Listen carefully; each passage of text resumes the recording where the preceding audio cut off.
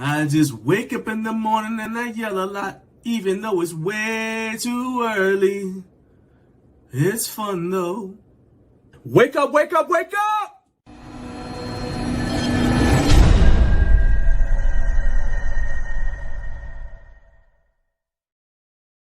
Wake up, wake up, wake up. Thank you for getting up way too early with Garage Gym Life. On this show, we talk about fitness-related content from a home gym perspective. We get your live reactions to the topics that matter to the home gym community while we have a lot of fun in the bargain. I am John Greaves III. I'm the co-founder of Garage Gym Life. If this is your first time checking out the show, welcome. I promise you are in for a good time today.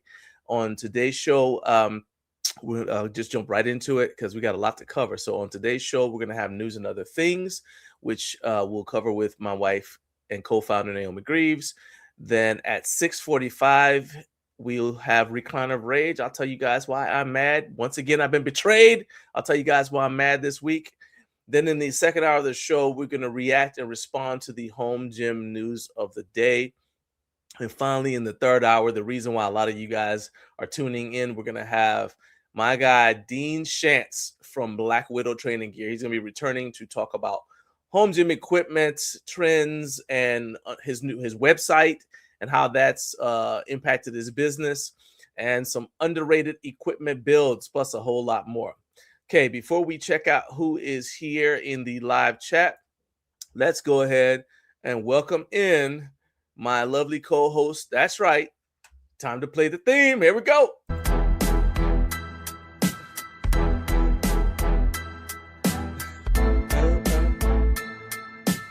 I could literally play that just nonstop. Everybody, welcome Naomi Greaves.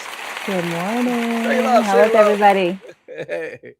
All right. So, as you can see, I am running nonstop. I almost forgot to go get the actual light.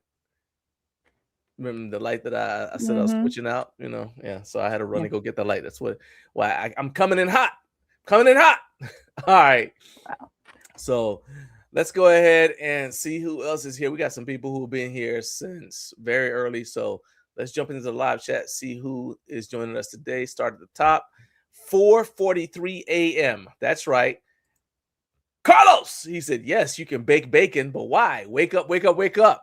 There's so many reasons why you need to bake bacon, Carlos.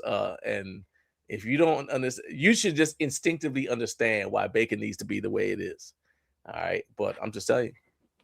I just don't get it. Hey, it is what it is. You know what I love about you is you no longer feel like you have to understand. You just need to provide the bacon. Because for those of y'all who don't know, when the show is over, so when Naomi leaves, she drops our daughter off at school. She comes back and then she makes bacon for me so I can have bacon and eggs when the show is over. And that's a good woman right there. That's a good woman. I feel like marrying you all over again every Friday morning. Oh boy. Let's see here. We got your hair's doing that thing, by the way. Oh. Yeah. Then let's see, we got Jared. Jared, I got your text message and I responded, and I appreciate you. I forgot to even ask you about that, so I appreciate you doing it. But Jared says good morning. He's got a coffee mug, a coffee cup, and he had to tell me what this was because my eyes are 52 years old, just like the rest of me. Well, my knees are 60, but my eyes are 52 years old. And I was like, what is that emoji? Well, that's a VHS tape because Dean has a VHS bar. So he's referring to the VHS bar, and there's How a black. Did you not realize that that's a VHS? Because I can't. Okay, I can see what that is on there, but on my phone, it was too small.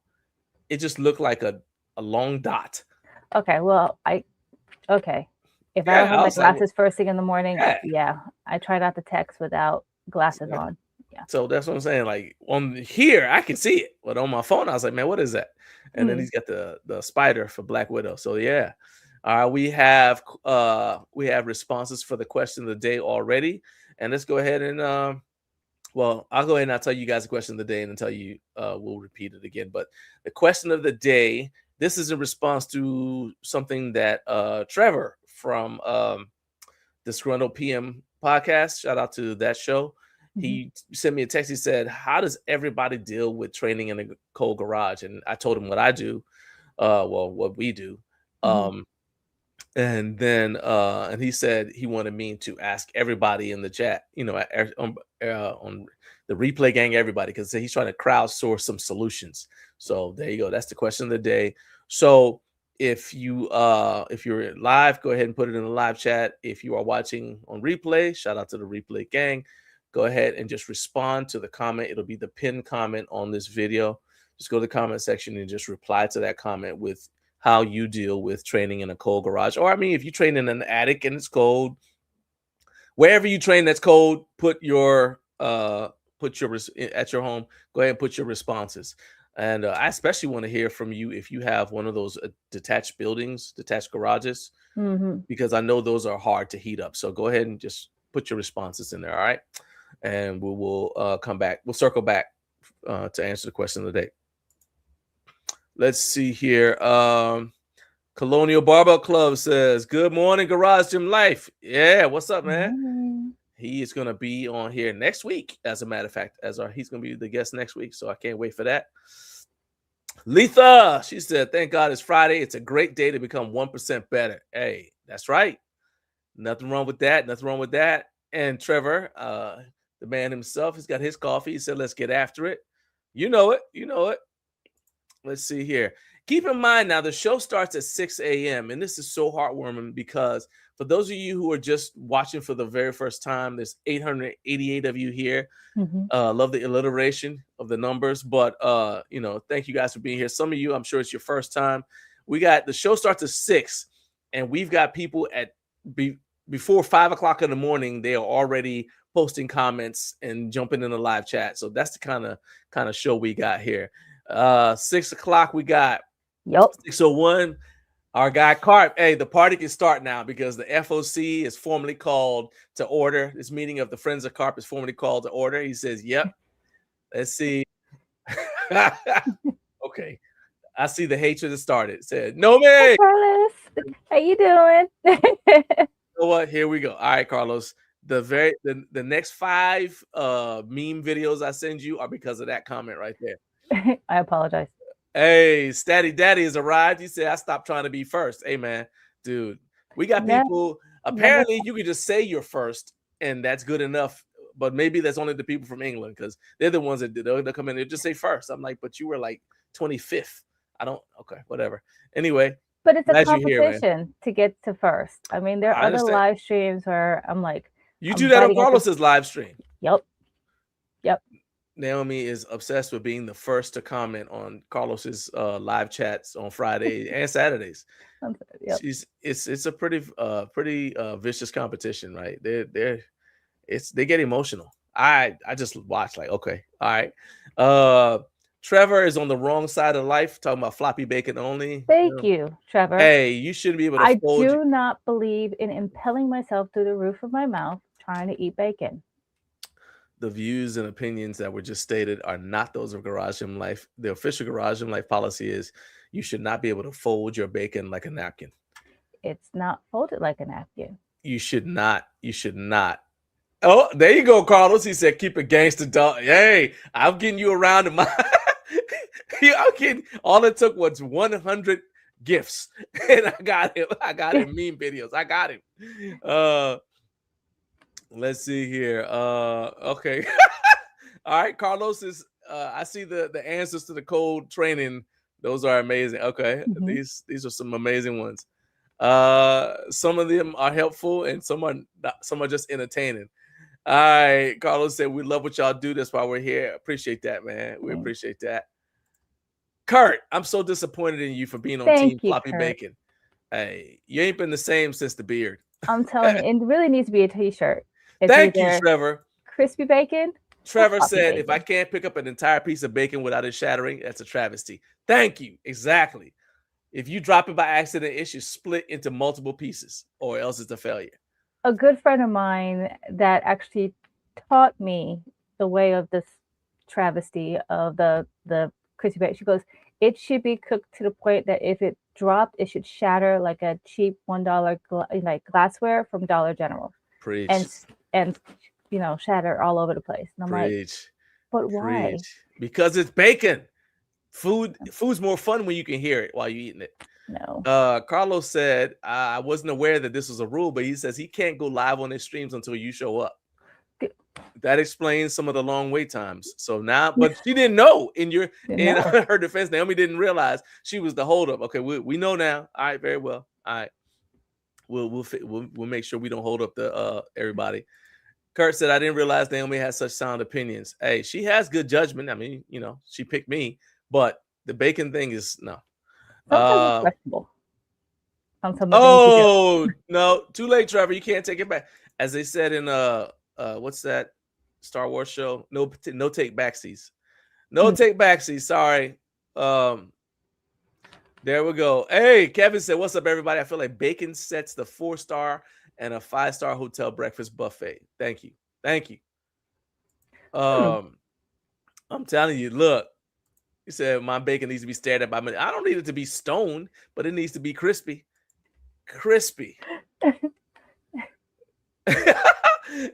Carb said that's why crispy bacon is a thing I've never heard floppy bacon ever described anywhere except on this podcast. I'm telling you, look, crispy bacon is he's right. Crispy bacon is a thing. He said, I've never heard floppy bacon. Nobody even wants to talk about it. You know why? Because y'all are ashamed. You're slightly ashamed. All right. Trevor's right though. Crispy equals burnt. I don't like crispy burnt. Does not equal burnt. Burnt equals burnt. That means you did it wrong. Crispy means you found just that right consistency because you know what you're doing. That's what that means. I'll tell you what else it means. It means that we have got to the end of the last actual chat for right now. So it is time for us to go ahead and shout out to one of we don't really have sponsors this month, but we do have affiliate links. So I'm going to go ahead and I'll show you guys one of them. And that is the Shin Saver bar from Gorilla Strength. 22 seconds and we'll be right back.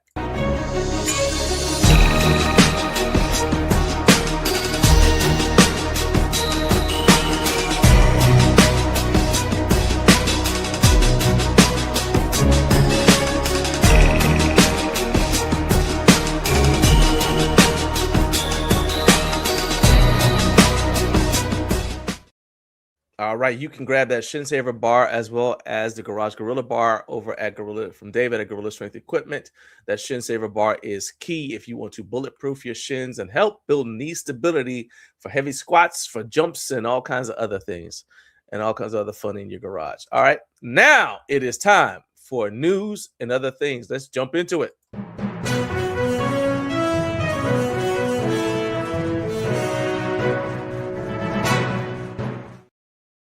All right, question of the day. As I said, question of the day is was submitted. Whatever. Is from Trevor, was submitted by Trevor. Both are accurate. And the question of the day is, how do you deal with training in a cold garage? We already got a bunch of responses, so let's go ahead and go through them. First of all, I'll tell you guys what we do. And we have a heater. All right, so we have it's a Dura heat, and I was actually looking for it. It's actually, if you click the product links on this video, it should pop up, but it's because of the time of year it goes out of stock quickly. I know they have some at the Home Depot that is near us, but even when I looked on it, it said supplies limited because those things just flat out work. So let's go ahead, and I've got a let's see here. This is we got a YouTube Shorts video that I know we can pull up here. Because I do know, like, looking at it for that particular heater that we have, you couldn't pick it up at the store, but it was able to be shipped the same day for the same day delivery. So I think they had it like in their warehouses, but not on the showroom floor, because they do go out of stock real fast. Oh yeah, because people, I mean, those things they work. Now I know some people don't like kerosene, but like I said, it works. But I'm gonna go ahead and I'll screen share so you guys can see what it looks like, and that leads to, that's right, the first screen share of the day. Yep, right, that's it. Yep, that's it. We're here for y'all. All right. So this is the Dura Heat, and this is a YouTube short that I did. This is actually, it might be the second YouTube short I think that I did about this heater, because this is our Mhm. second one. Um, the first one I think we got like in 2015, and that thing was old when we got it, so we ended up buying a new, because it was falling apart, and we Mhm. ended up getting this one that we've had for a couple of years. But basically that's it. We turn it on, and like I like turning it on only a few minutes before I'm gonna go in the gym and train. Mhm. You like to let the gym simmer a little bit. I like to be warm. I I'm allergic to understand. the cold. I understand. Like she puts it on, she lets the gym simmer on low, and then and then like I turn it off for a minute, and if I'm, especially if I'm about to get on the treadmill, I cut it off. Yeah. Naomi sets the, Naomi preheats the gym, then she let it I do simmer that for on low. you, so that way you're not coming in a cold gym. I know I I don't like appreciate it. that. No, I appreciate that. I'm saying that you turn it on for yourself, and then you leave it on. I turn it on and I turn it off because it gets hot. You turn it on and it'll just be cranking along while you're working out. I'm like, how are you not suffocating in here? Yeah. See, and I like to stand near it. I like to stay warm, the whole 9 yards. It's So, yeah. all it's all amazing to me. Now one thing is, so like if you have if you live in an area, like if your state doesn't allow kerosene heaters for Mhm. indoor use, or you just don't want to use kerosene, you can use a propane shop heater. Mhm. But that kerosene heater works fine. We've been using it for years.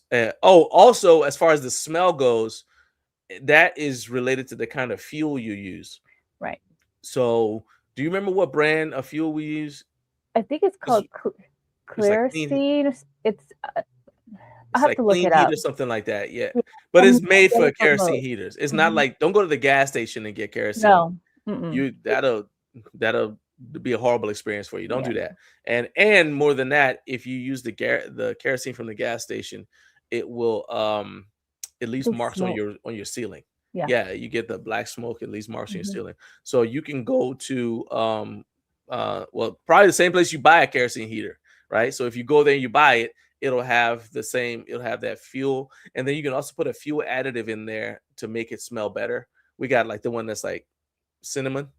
uh I haven't gotten the additive for a minute, and honestly, still the it's type of still kerosene that we get, uh, either at Lowe's or Home Depot, it's the same brand. Um, Lowe's has a better, discount, but, no yeah, smell, at all. So, yeah. Then there's now one thing I recommended, and I was not aware that this is no longer a thing, is Thermabell. I used to recommend the Thermabell, which is basically a barbell warming sleeve. So if you're in a situation where you can't what you call it, you can't like, you don't have a solution that will warm up your entire area, you just like, mhm, you're like, well, all I care about is warming up the barbell. just the bar, then you can go ahead and you use the Thermobell. The thing is, I thought it was a great idea, but, and in fact, let me go ahead and I'll just share the screen real quick, let you guys see the video. Did a review on it. We actually never owned it, but my brother has an outdoor gym, so we got it for him and he used it. But this is the Thermobell. So the idea is that, you want to say like that you can either put it on and leave it on your bar all day, so you can warm up for like 8 hours, right? Set it for eight Mhm. hours and it'll just be on, and then it has an automatic shut off. Or you can set it on high heat and it will. This is the inventor of Thermobell right there. There's a timer. Or you can set it on high heat and then it will. I think it takes like 15 minutes and heats up your bar. And he came up with it because he was training like out in the it was like Montana or somewhere that was ridiculously cold, and he came up with it. So I was a huge fan of the idea, and I was yesterday years old when I found out that it's no longer being sold. This was a collaboration. They were selling it themselves. Then they collaborated with PRX Performance to have it in their store. And I can't, everywhere I look, Thermobell is out of stock. So I told Trevor, man, just go get a Thermobell if you want to heat up your bar. And the thing isn't even available. So I apologize. Mm. Because it is no longer available. So we're back to just heating up the entire area. So let's go to solutions, beginning with Colonial Barbell Club. It says, I use a propane tank in the old Mr. Heater top tank heater. Okay. Yeah. All right. The question I have about that, I believe he's got a garage, is obviously it works, but does it get it like warm, or do you still have to have on a hoodie? Because every propane heater I've ever seen has not been as effective as the kerosene heater. Mm-hmm. Also, is that expensive? Because kerosene's not bad. So go ahead, give me a follow up on that one, if you would, Sean, um, Colonial Barbell Club, and let us know if that is if it's expensive and how effective it is at heating your space. All right, next one. Let's see. Trevor said his problem is he has to wear full finger weightlifting gloves to handle the bars, but he's not happy with the ones he has now. So yeah, I personally refuse to wear weightlifting gloves. I mean, there's an old school remedy, which is what the lifters at York Barbell Club used to do, and that is they had a stove, a wood burning stove, and they would put the bar that they were going to use is literally called the warm up bar. And they put the warm up bar by the stove so it'd get warmer. Mm-hmm. The other bar, the one that they were working out with, that stayed warm because they had a rotation of people constantly using it. But when you came in, you couldn't just jump onto the workout bar because it's loaded up to heavy weight.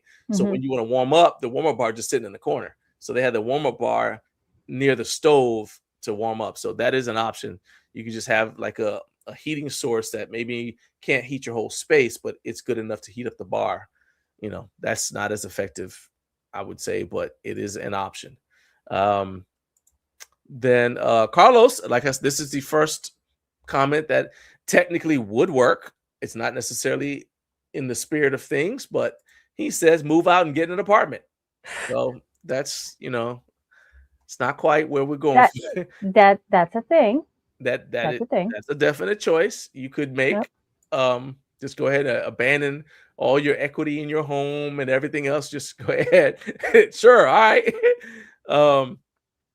Kurt says, I just suffer and curse myself for not having heat. Yeah, we don't. No. And Kurt's in Ohio. That's no, man. No, man. No. What's that meme said? No, dog. No, I ain't doing that. I ain't doing that. There we go. Now we got somebody talking sense. Letha said, Balancing Grace Coaching says, we added a mini split unit. I didn't want clients training in a 30-degree gym. There you go. Now you talk sense. So we actually have two different wall-mounted heaters, and the thing that I like about them is they don't need ventilation. I think the one that's downstairs, it's not in the gym, it's in my mom's area. That one is the one that most likely would work for the garage if we had to use it in there. Okay. What do you think of them? They're I mean, I like Bluetooth, Wi-Fi, whatever. Yeah, you like the Bluetooth Wi-Fi? No, I'm saying that they have that. That's for okay. you. I would say I'm the one that likes the Bluetooth. I don't even and the use the Wi-Fi. remote on it now. I No. walk over to it and I press the, yeah. Exactly. I thought I heard that wrong. This was like, wait a minute, what? Yeah, I don't do but I like them. Like the one that's like in Nora's room gets nice and warm. And again, I like being toasty. I like being warm. I think they're great. In fact, like she has to keep her door open so it doesn't get too hot in there. If it's something that can be used, hey, definitely. Okay. Yeah, I mean, like I like it. So one of the things you have to be careful though with those is you got to make sure that you know what kind of load it's pulling, because if you have too many amps on the circuits, you trip the circuit out. So that's another reason why I don't like those plug-in heaters. But if if you got to do it, you got to do what you got to do. And Mhm. Carp said, you really just have to suffer. I have a small space heater, but I also try to take a barbell shoes and knee sleeves inside when it's really cold. Said pants and hoodie really help. So Carp is in uh, Tennessee, but he's in a mountainous area. He's in Nashville, so it's kind of Mhm. mountainous, so it does get colder there. Like I said, I don't even play around with all that stuff. I straight up kerosene heater. It works fine. And Mhm. also you got to keep in mind that it's a garage. So the garage is a little bit more well ventilated than you would think. Um, that's partly why it's so cold, because there are gaps. You could always put insulation. I don't personally recommend putting insulation on your garage door because you're putting additional weight on the motor of the door if it's an automatic door. But if it's a manual door or you just don't care, and okay. Um, you can add that extra insulation on there. But if you don't, like I said, the garage is not as well insulated as you might think. So there's going to be some airflow. And you can always open the garage door after you're done using it. Mhm. When you're done working out, just open the garage door and let air move a little bit while you're like putting all your weights away. Close it back, and then you're good. That way, if you're concerned about fumes being in the house. But I'm telling you that if you get that, I want to say it's called Clean Heat, kerosene Oh. fuel. You get it at the same place where you would buy, the same home supply store where you would buy a kerosene heater, and Mhm. it just don't get it from the gas station, and you should be fine. Right. Right. Let's see here. Okay, so I see we still got some bacon comments. Uh, I mean, I Sean's used to put my clothes sometimes, like if it's cold, I would put it in the dryer for at least 20 minutes. I don't do cold. I'm allergic to cold, and let the clothes get nice and warm, so it's nice and toasty when you're gonna go work out. So it just gave me okay. a little jump start there, and then downstairs warm, so I'm not I cold mean, for I very know long. people who take a shower before they go work out because it wakes specifically because it wakes you up. I'm whatever it takes. I'm just that's just Hmm. a lot. Really, unless it's stupid cold, like Like we've 11 had last degrees. week.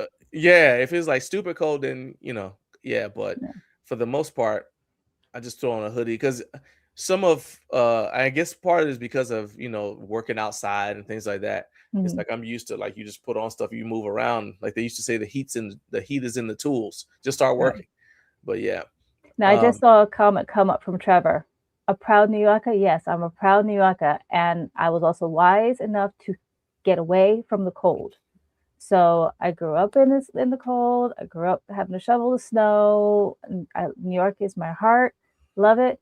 But I also know time to go ahead and head south, where it's warm. In fact, right now it's still too cold. If I could move further south, I would, um, because mm-mm, I don't do cold. it's kind of like, so I say, people who live where it's cold Hmm. don't take it as like some sort of like badge of honor that it's cold. Because it's just the environment. You're like, oh, okay. It's like, so if you're up there and it gets cold, to you it's cold. You're like, oh, it's just cold. And you're like, you wish it was warm too. When I was in Maryland, if it got cold, I'd complain about the cold. It may be warmer down here in comparison to up there, but now that I moved down here, when it's cold, it's just cold. Like, I don't, Well, it's not like a badge of honor, right? I do remember going to we having like the snow, like 12, 10, 7 to 10 inches of snow, mhm. and you still going to school. I Yep, remember all that, but yep. yeah, I'm You like, had to climb whatever, man. over the snow pile But I that promise you, the if trucks they would could push. get warm, they get warm. They're like, oh yeah, let's go get warm. Yeah. That's why they sell heaters in every state except, I guess, Florida, and they're regretting that right now. So okay, we have to Kurt says, what deflection is in I guess it's in Mills is appropriate if holding the bacon from the fatter end. uh I'll go with 2845. Wow. Wow. Well, okay, tree 200. How's that? Uh Let's see here. And Sean complimented me on my body kicks from the video. I appreciate it, man. Hey, like I trained and I fought for a few years, so that's one thing I can do. Is one of the things that never goes away. Like the power you have to like develop again. I mean, I hit harder than the average person, but I'm saying like in order to be able to fight in the ring or something, I'd have to develop that power again. But the footwork and all that stuff that never goes away because it's like riding a bike. You just move the way you move. Let's see here. More bacon comments that are wrong. And see, we'll just skip all of those. Carp said we had a big ice storm here a few weeks ago. Everyone here is out of propane tanks. The gas stations, grocery stores, everywhere. Yeah. Like I said, man, like I don't remember if you were not allowed to have kerosene heaters in Tennessee. So I get that, but I'm just telling you, people who just choose not to use kerosene because of the smell or whatever. Again, if you get kerosene from the gas station, you're gonna have that, but you just get it from a home supply store and get a heater that is designed for use indoors. They'll tell you if it's indoor safe, and you'll be just fine. All right, so Trevor says it's not available on their website now, and dang, I hate that. Yeah, like I said, if you're talking about the thermal belt, I hate that, man. I wish it was still available because that thing is a problem solver. Sean said, as far as the propane thing about getting it warm, he said, I get toasty, and I can move it close. The propane isn't bad, but that heater is a little expensive. Say it's about $100. I mean, that's about what we spent for our kerosene heater, but a little bit more than that, actually. I think it was too. But I mean, that was several years ago, so it's not like we're spending it every month. It's okay. We bought it, and you see, I don't even remember. It's like whatever. I'd have to go look it up. But it's not too bad. Carlos said propane lasts a good while using the Mr. Heater. I keep my warehouse guys stocked with propane for those things. Yeah, there you go. I mean, propane works. I just think it's not as efficient in terms of heating up a space. So you run through the propane faster. I really don't have I haven't really. That's what David and Christy use in Arkansas. They have propane heat. Oh, okay. And it works for even that big area they have. Trevor said my wife may not be happy if I moved out. I'll just leave all that alone. Okay. So Trevor said he's not suffering with just a small space heater, but the metal on the grips, like on the bars, is what kills him, and the attachment is not the temperature. I get that. Gotcha. I got that. Hey, 332. We are Ashley, go ahead and put your solutions for a cold garage gym because you move from somewhere cold to somewhere colder. So go ahead and put your answer. Like, how do you deal with a cold garage gym? And Dr. Mike, what's up, man? He said, bald head cat stand. Hey, that's right. I can't stand up. I'm doing the show, but yeah, I'm standing up in spirit. Yes, Carlos, I did walk up in the snow uphill both ways, except for when we low crawl just for practice. No, I do not eat floppy bacon. You said what deflection is appropriate, all right? But as you may recall, because I was in artillery, deflection is the entire thing. So it goes like that. So you didn't go up and then can't. So sorry. That's a good try, though. I respect your effort. All right, moving along. Anyway, let's move on to the next item that's not crispy bacon. Although all items should be crispy bacon. And this is actually a little bit of sadder news. So David Hensler, who is the co-founder of Muscle and Mirth and co-founder of Garage Gym Powerlifting, has passed away. So some of you guys, if you entered into the home gym community, especially online, post 2020, especially if it was after 2021 when Sherry passed away, you guys don't know who Muscle and Mirth is. So Muscle and Mirth was a brand that was founded by David and Sherry Hensler, and initially it was Muscle and Mirth, and they just said, look, training doesn't have to be super serious. Let's have fun with it, right?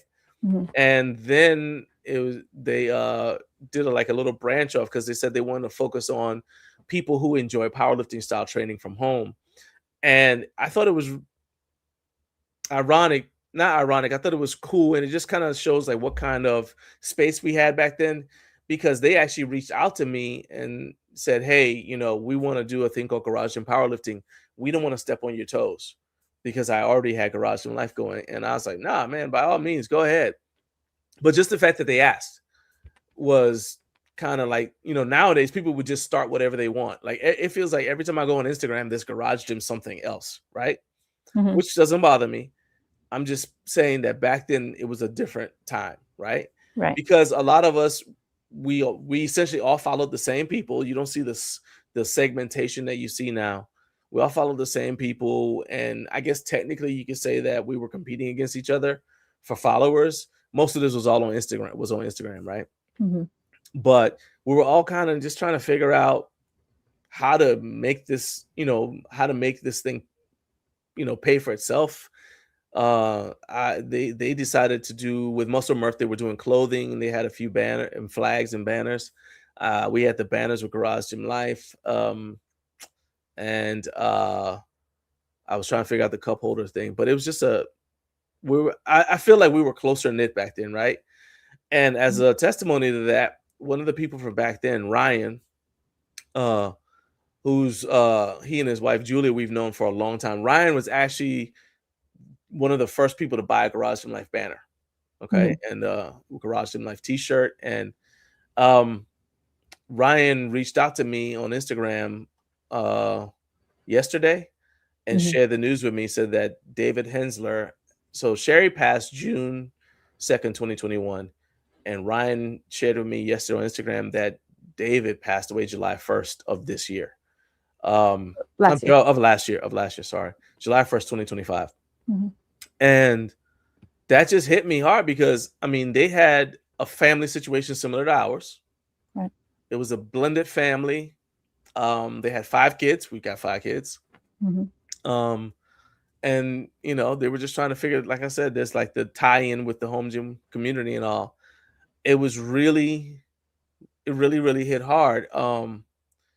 In fact, I still have the text thread on my phone between me and David from before and after Sherry died. Sherry, Yeah. she had cancer and she had a valiant battle and she ended up passing away. And my last text to David was January of 2024. He never responded, and I guess he was starting the spiral. And I found out yesterday that July 1st that he took his life, July 1st, 2025. Uh, so this is like a weird time, and I'm not trying to bring everybody's mood down, but I don't want to just let this pass because they did, although we never met him in person, again, the feel back then was different. Mhm. Of our community was different. And so I can't let them just pass without doing something. An I've honorable got, mention. yeah, yeah. I have clips of them because I interviewed them for a magazine. We interacted, Mhm. um, and here's one of the clips that I found that kind of like encapsulates um, their relationship better than anything I could say about them. So just check this out. This is a 1 minute clip.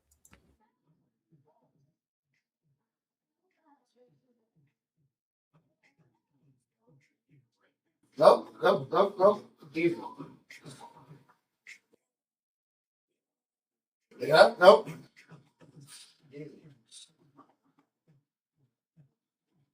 Yeah, no, go, go, go, go. You got some more.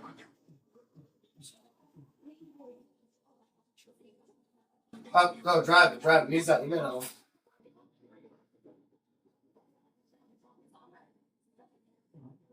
Drive it. Go, go, go, go. Get it up. Nice. Yeah. Try it again.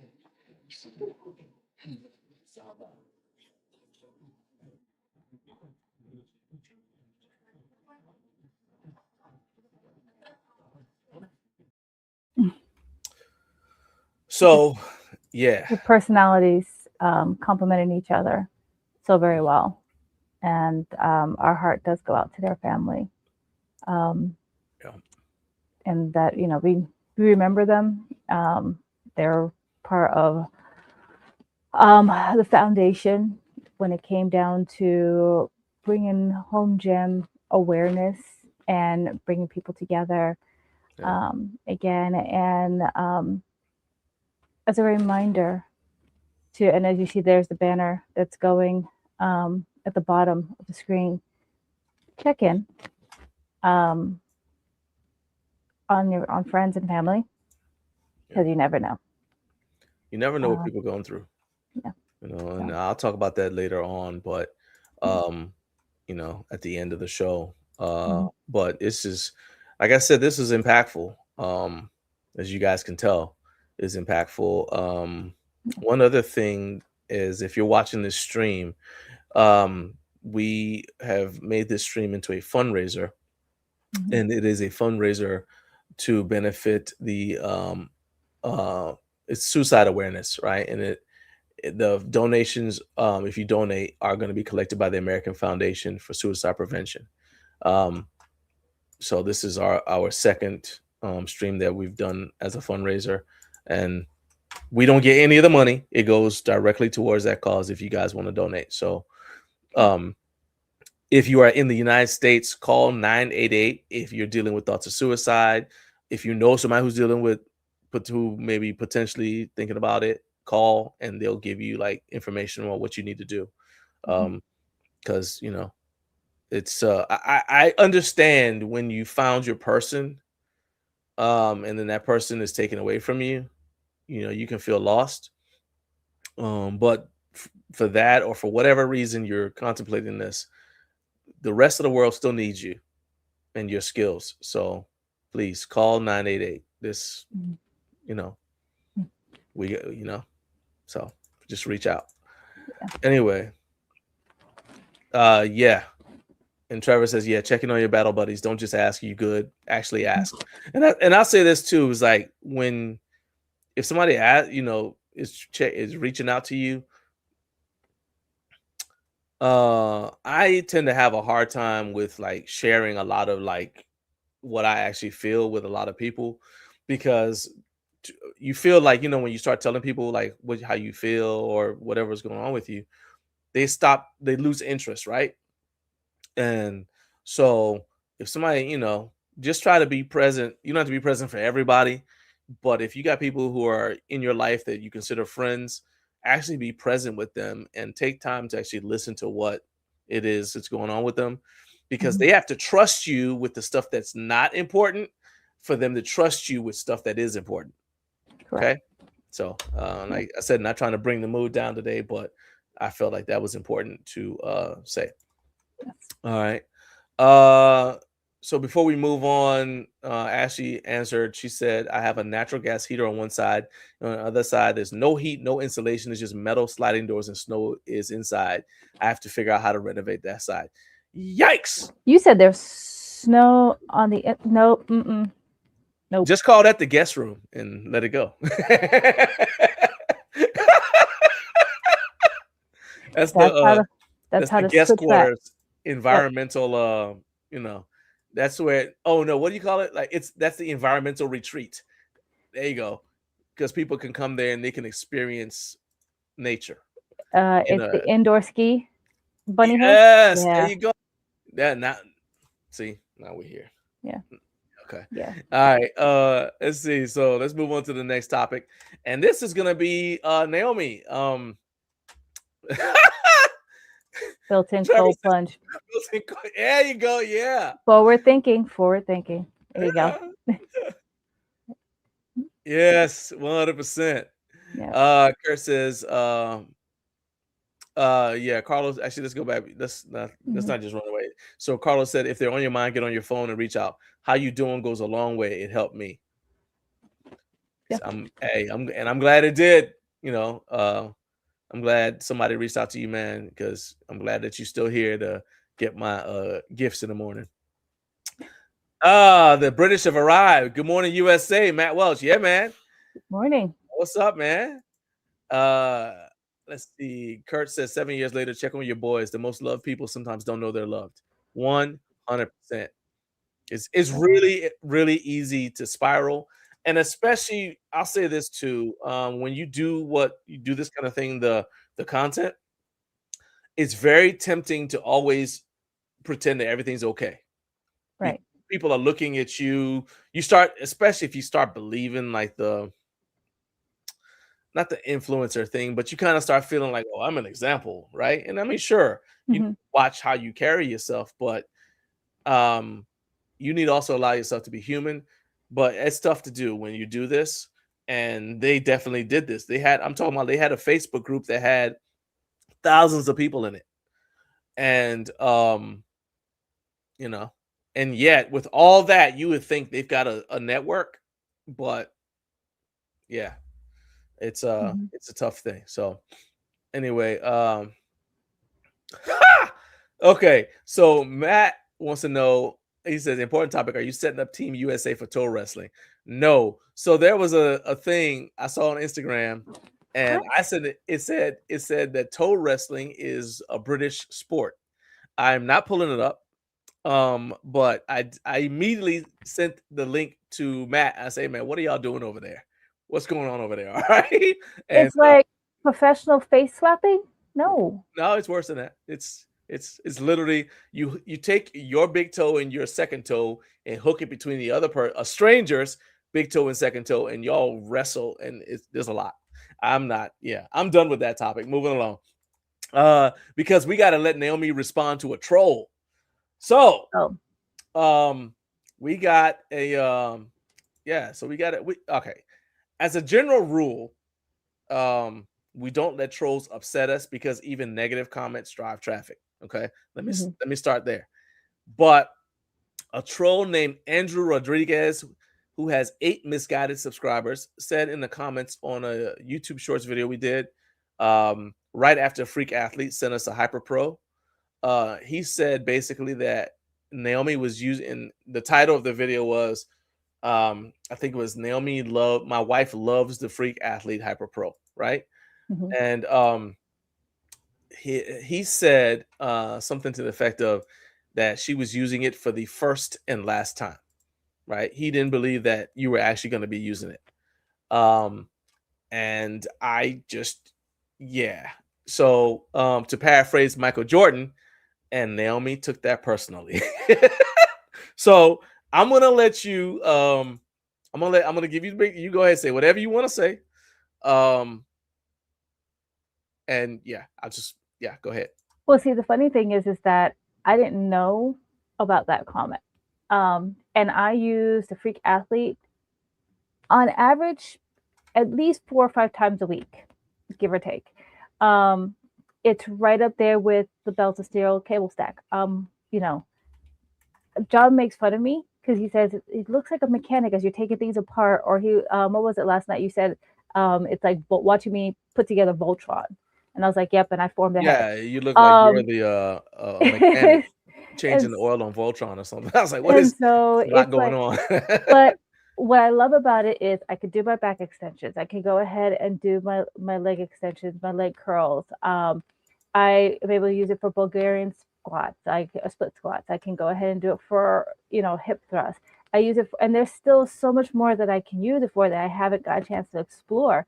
Um, Honestly, the setup of it, the the way Benji did the video with putting it together, outstanding. I I raised the mean, bar for all it other yes, videos. Yeah. yes. I mean, from that assembly on how they did it, I was like, every other company needs to do something similar to that. Um, I mean, again, I program it within my weekly workouts. Again, multiple times throughout the week. Yesterday, I used it 3 different times. Yeah.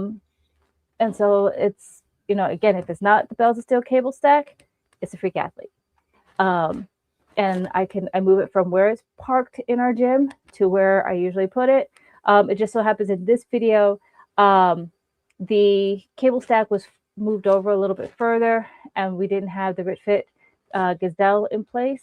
So I was able to put it in that location, but usually it's in between the treadmill and the Speediance bike when I have to move it. So I'll just move it, park it, use it, and then put it together and put it back. I love it. I love it. It's definitely a reliable piece of equipment. So to whatever his name, There it's you not go. my first, ain't gonna be my last. And Yeah. but thanks for the encouragement. So so you said that you did not know about the comment. It's because I didn't tell you. So at the time, so this was like 9 months ago, and you were kind of like just in the beginning stages of your fitness journey, Mhm. and there was no way I was gonna let you know that somebody had said that, kind of, because you know how I am about negativity, Mhm. allowing negativity in your headspace, right? Yeah. And so, nah. So I didn't tell her until like 2 days ago, maybe. Maybe 3 Yeah. days ago. Yeah. When it doesn't matter, right? Because she's already proved that she's been using it. But one thing I gotta do is give a shout out, because we had 2 comments on the same video. All right, that's it. And this is one of the things where it's like your comments are important. Again, going back to, you never know what people are going through, right? So he puts this negative comment on there, and this is at a point when Naomi is like literally starting her fitness journey, and that could have derailed everything. The second comment was from Kinsey. She said, "Your wife is so cute. I love when she's in the product reviews." And so I told her thank you, and I value the fact that she brings a different perspective. But I just think it's cool that Kinsey made that comment. So I know it's very tempting. A lot of times you guys see videos, and especially if it's a YouTube short, to just Mhm. not put a comment. But I'm telling you that the comments you guys put on our videos are part of, I always say it's like fuel for the fire. I'm not kidding. Those comments matter to us. All right. Yeah. We don't do what Kevin called it last week. He called it ghost posting, where we post and then we forget about it. So we don't we actually, I still take time. Naomi still takes time to go back and look at the comments on our videos and answer them. Even the negative ones, we try to answer them, because you guys matter, and we don't want you to feel like you're talking to an empty room. So You yeah, guys so were my motivation. I mean, honestly, I didn't say it the other way, so no dings toward me. But you notice I haven't said it, right? you're doing good. You're doing good. Okay. But I mean, like Want it was a motivation for on days when I just didn't really want to. I was like, you know what? Number one, I put myself out there with my journey, my preparation. I'm already set up for 2 triathlons this year. I have 3 more to go ahead and schedule for this year. Um, one will be in Savannah, the other one will be here in the Gainesville area. But again, you guys kept me accountable. You guys kept me motivated. Um, so thank you for that. For the haters or for the trolls, thank you. Yeah. For those that are the cheerleaders, thank you. Um, you know, for being from behind the camera and the shy one, and being willing to go ahead and put myself out there and be vulnerable. Thank you for accepting my vulnerability. And thanks for coming along with the journey. And the journey's not done yet. It'll never be done. It's just the next leg of the adventure. And I'm glad that you guys are coming along with me on that adventure. So Nice. Well said. I mean, I say there are 2 things I want to say about this comment, and that is a negative comment, yes. But the first thing I think is this comment is symptomatic of the general lack of trust in the home gym community, because he's looking at that like, okay, you're just doing that because they sent, you got this thing sent to you, but you're actually not going to use it. So that shows like the lack of trust in general that people have with people who are content creators on YouTube, for reasons that we've gone through multiple times on the show. Second one is, I feel like there's also some insecure misogyny from what appears to be a classic non-athletic regular person with access to the internet. So, there's that too. He's got nothing going on in his life, so he wants to try to bring down other people, and it is what it is. Or you know what? Maybe it's the fact that he sees a chick using a piece of equipment that he wishes he had. Go ahead and get it. Use it. Yeah, it's available for sale. And see how you like it. you know. I'm still like kicking the tires on it. I've got I know they have on YouTube, and also there's a QR code on the machine to be able to use it in different ways. I like using it what I'm comfortable with, but I'm like this weekend I'm going to be kind of exploring a little bit more with it. It really is truly a transformer, both physically and metaphorically for it. All right. So it is 6:55. It's time for Recliner Rage, and you got a jet. Well, you don't have to jet just yet, but we're getting close. So I'm gonna go ahead and do Recliner Rage. We're gonna come back. We got one more. We got another question for you from Casillas, and we'll address that on the other side of Recliner Rage. But first, let's go ahead because this is the most popular segment, and I'm not allowed to miss it. So let's go ahead and jump into it now. There we go. It's the Recliner of Rage. It's the recliner of rage, 'cause he's not happy.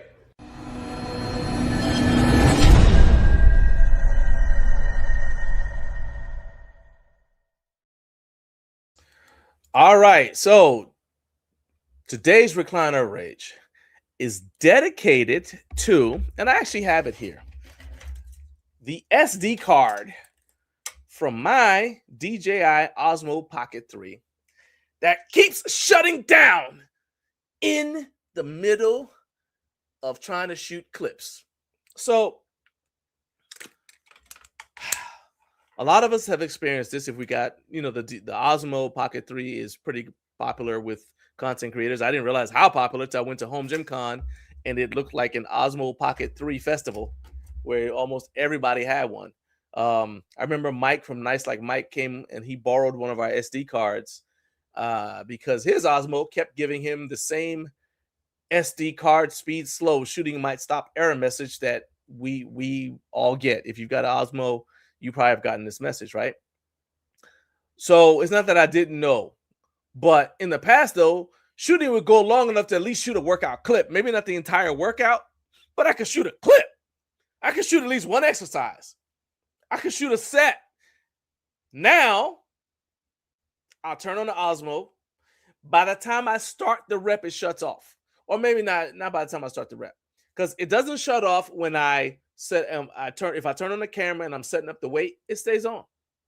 If I set up the camera, the weight's already set up and I go to get set up under the weight, the camera stays on. No, it waits until I'm in the middle of the set and then cuts off. In the middle of the set. So at the bottom of a squat, the bar's on my chest if I'm bench pressing. In the middle of the set. I ain't going to stop the set to go mess with the camera. But in the middle of the set, at the worst possible time, that's when you're going to stop. That's partly why we haven't been posting as many workout clips in our YouTube shorts, because this keeps happening. And yes, we understand the problem. So, all right, no problem. This is not Recliner Rage. Let's just get a replacement SD card. We've known this was an issue. We go to get a replacement SD card. Well, unfortunately, the replacement SD card, which I also happen to have in here, doesn't work because the Osmo doesn't recognize it. It won't let us format it. And I try formatting it on the computer. The computer doesn't even recognize that it's actually a drive. You put in any of the other SD cards, including the one that's malfunctioning, it pops up as a drive. This one doesn't even get to that point so that we can even format it so that we can use it in Osmo, even though it's the correct speed and it's designed for the Osmo. Just doesn't show up at all. It's invisible. So we've got to go back to Micro Center. Not like we don't have other things to do, important things, but we got to go back to Micro Center just to get another replacement SD card to replace the replacement SD card. I'm trying to be okay with this, but I'm not. I'm just not. I feel like, and I'm kind of up in the air about this because Naomi might need to handle this one, but she also gets mad as well. Okay? She gets mad about stuff too. So we're trying to figure out who's the appropriate person to go to Micro Center to try to figure this out because, yeah. Betrayal. That's what it is. It's betrayal. That's all I got to say about that. All right. I see you back there. Go ahead, Naomi. Go ahead. What you got to say about the SD card? Go ahead. I'm listening. Well, I'm here for your jokes. Which one's going to go to Micro Center to discuss the ScanDisk SD card? It'll be me.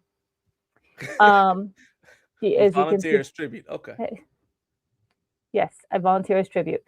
But to be able to handle it, yeah, it's one of those things that is like, okay, we purchased it. There shouldn't be any issue with it at all. No, there shouldn't. And there's an issue. I've tried everything that I could. It could just be that that's a bad one. Let's hope, because if we've used other ScanDisk SD cards, no issue. Isn't there a testing process for SD cards before it comes out of the factory? You're just gonna send random SD cards out into the wild and let them just randomly not work? You're at the factory all day making SD cards. There got to be at least one of the employees who could test one. Well, we're in between. Hey, look, boss, I made another one, and oh, boss, I got another one that's ready to go out. There's got to be somebody that says, "Oh, wait, let me test it." I think I saw Trevor's comment where I said, "First world problem." It's important, though.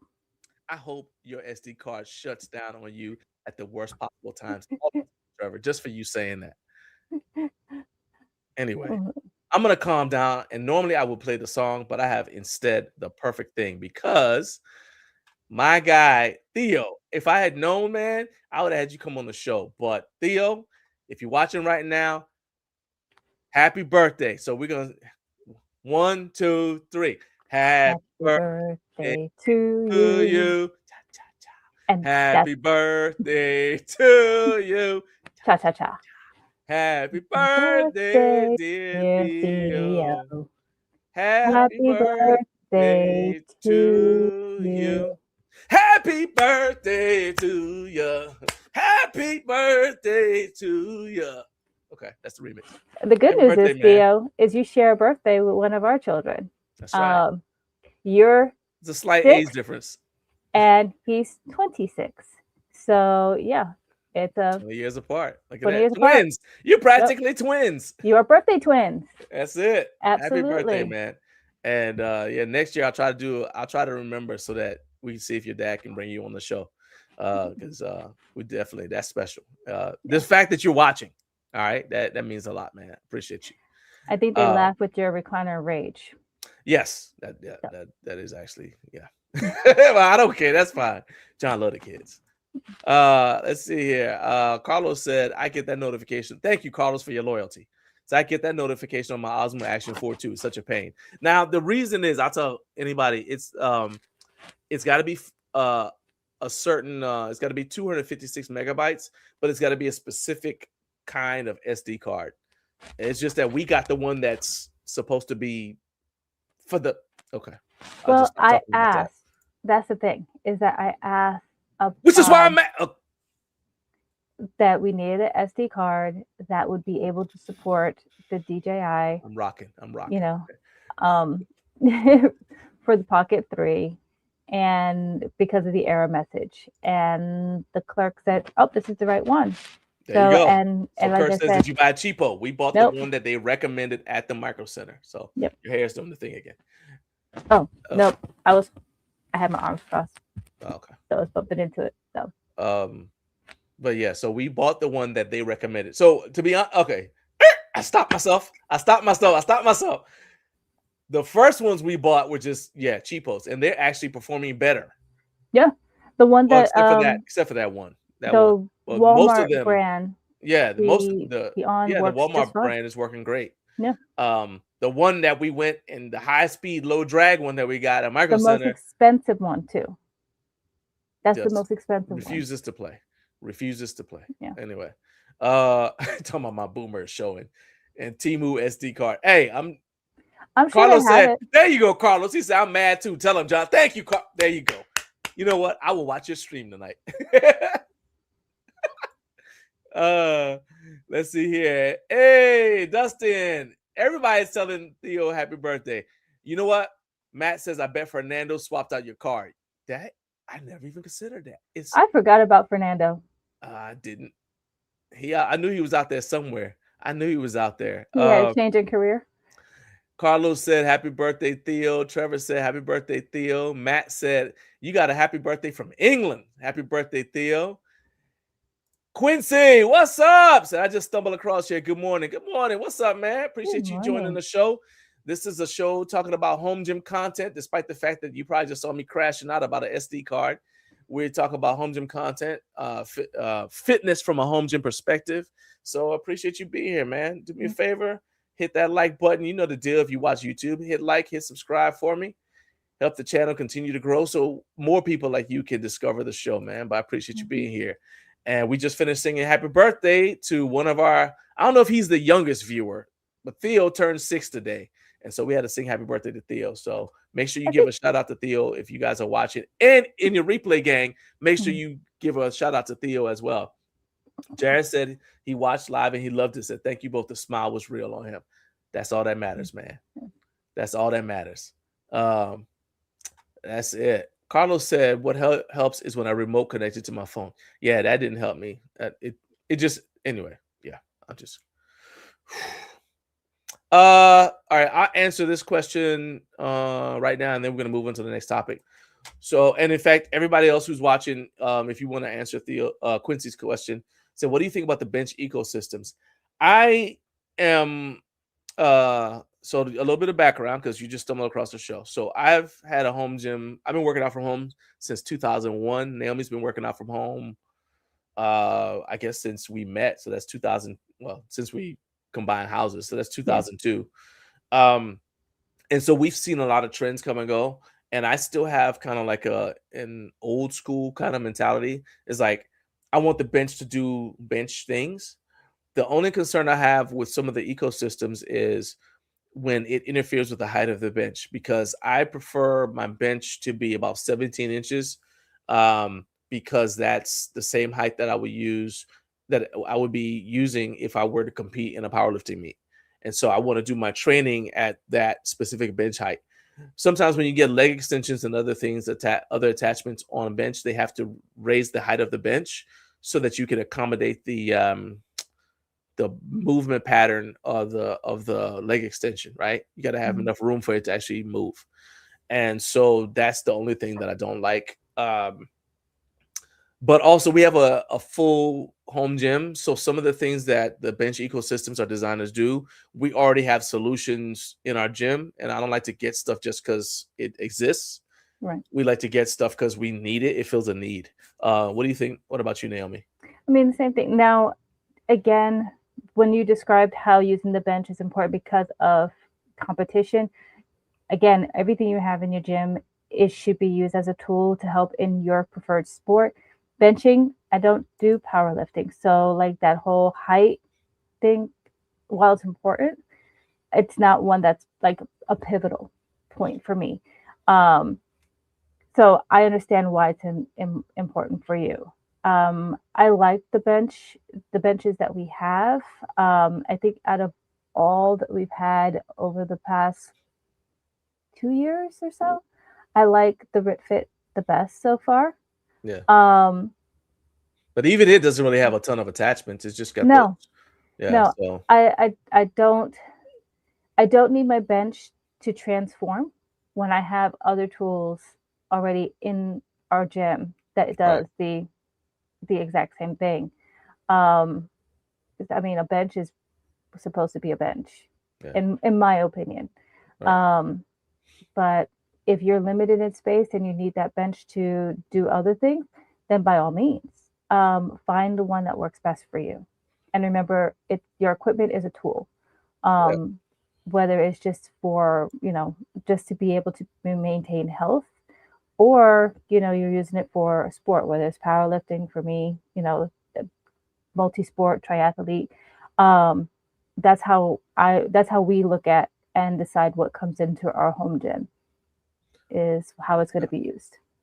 I'm thinking like we had so Trevor's got a comment. He says he's a huge fan of Iron Master and the Super Bench. So the Super Bench is probably as far as I would go in terms of an ecosystem.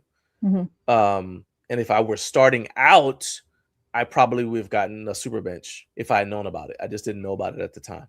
Is that the Bec- one that we saw at Home Gym Con where he Yeah, was able to yeah, do like the dips and all dip that stuff? station. Yeah. Yeah, yeah.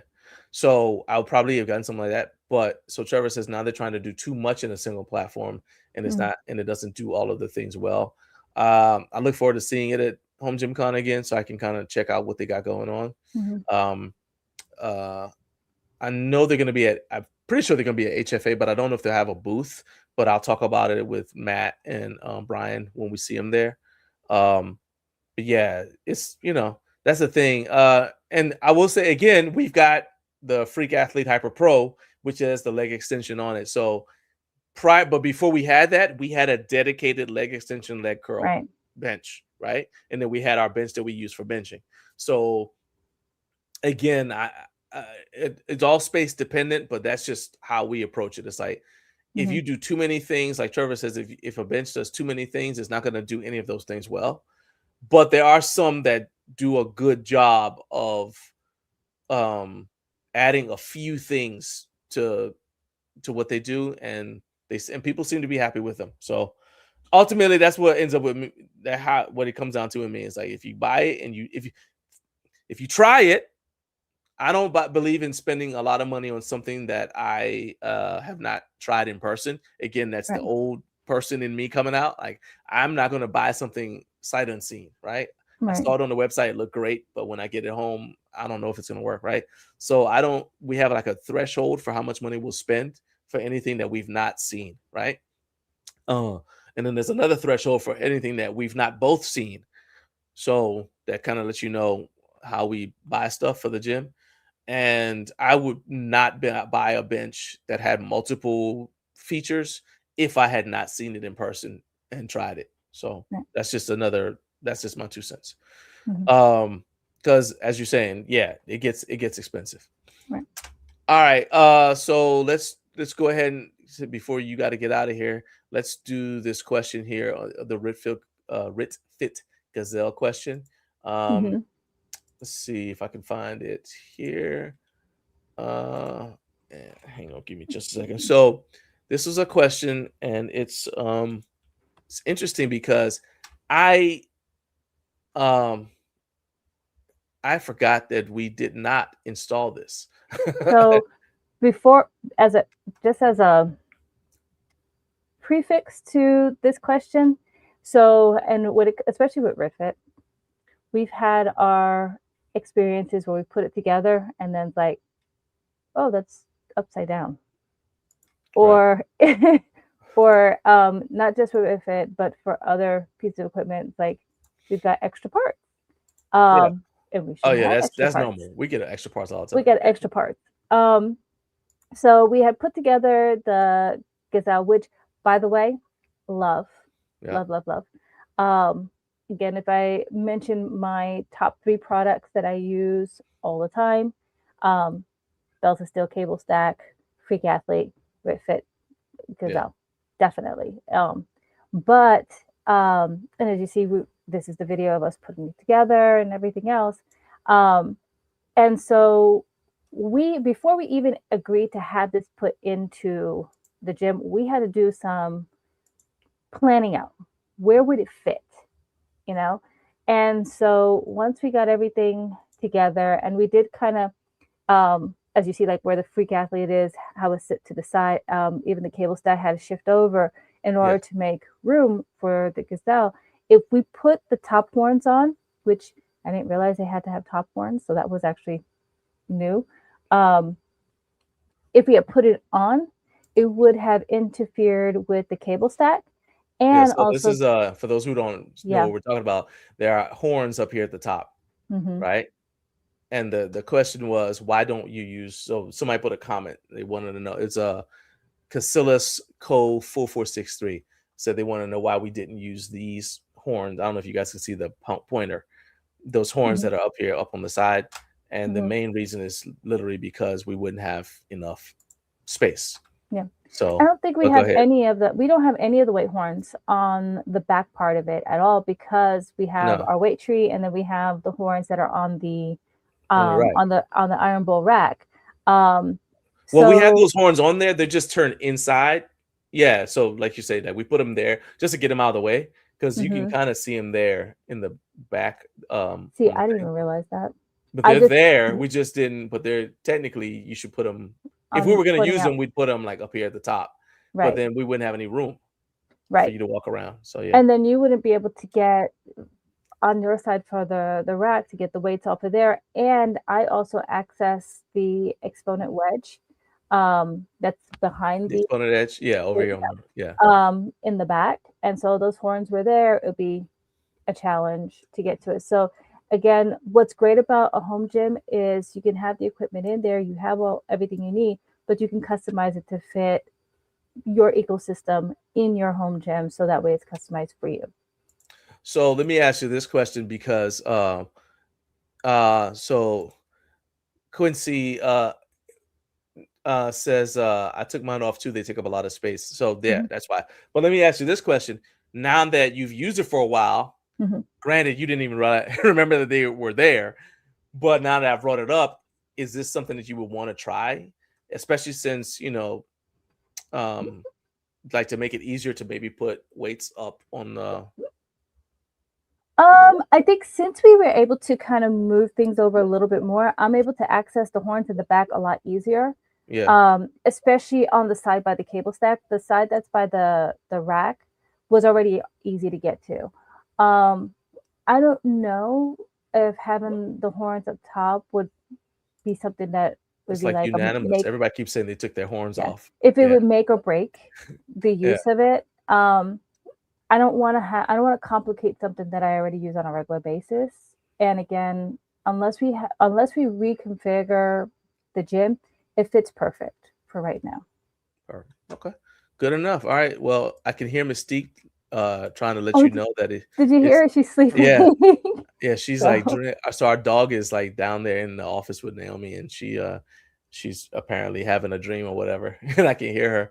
But yeah, I know you got to get out of here because you got to take Nora to school. mhm, yeah, Um so is there anything we could do the Starbucks and the Garmin thing next week?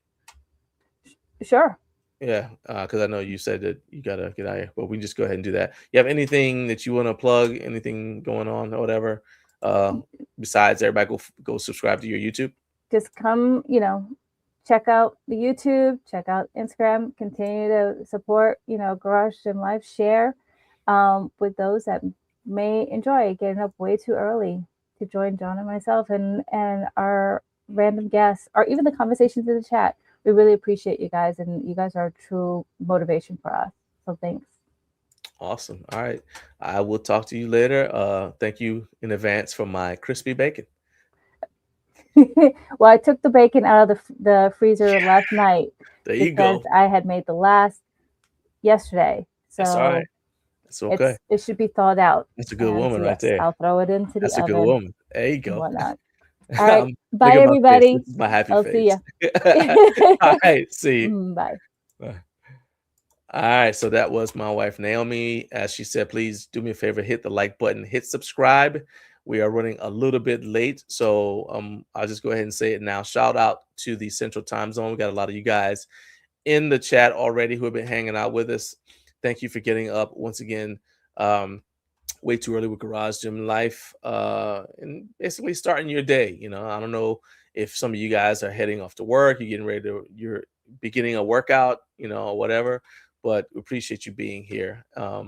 We are now in the second hour of the show, and this is where we react and respond to home gym news of the day, including items that we found out that are on sale. So this is actually, if you guys are into that, sales and want to find out what's going on, this is actually a good time for you to start watching. And do me a favor, once again, hit the like button, hit subscribe, and make sure that you share the video with somebody so that we can keep on spreading the word about what we do here. So we got a cool group of people here. What time is just okay, I appreciate that. So the show starts at 6 a.m. every Friday morning. All right. So every Friday morning at 6 a.m. And then in general, as far as the channel, we do like product reviews every Tuesday, and those release on at 7 a.m. Eastern time. But the show every Friday morning, 6 a.m., and it goes from 6 a.m. to 9. We usually have at least one guest. The first hour of the show is me and my wife, Naomi. And then second hour, if we don't have a guest, is like a react and respond. And then and then the third hour, we'll have a guest, as we have today. So we'll have Black Widow, Dean from Black Widow Training Gear is going to be our guest today. All right. All right. Appreciate you being here. Thanks a lot for stopping by, Quincy. Have a great day. All right. Let's see here. So let's talk about what's on sale. So first things first is actually, let me clean up some of this stuff here. I got a bunch of tabs open. So let's move some stuff around here. All right. So first things first, for those of you who are into sandbag training, you may know about dynamic variable resistance training, which is basically a way to train with sandbags.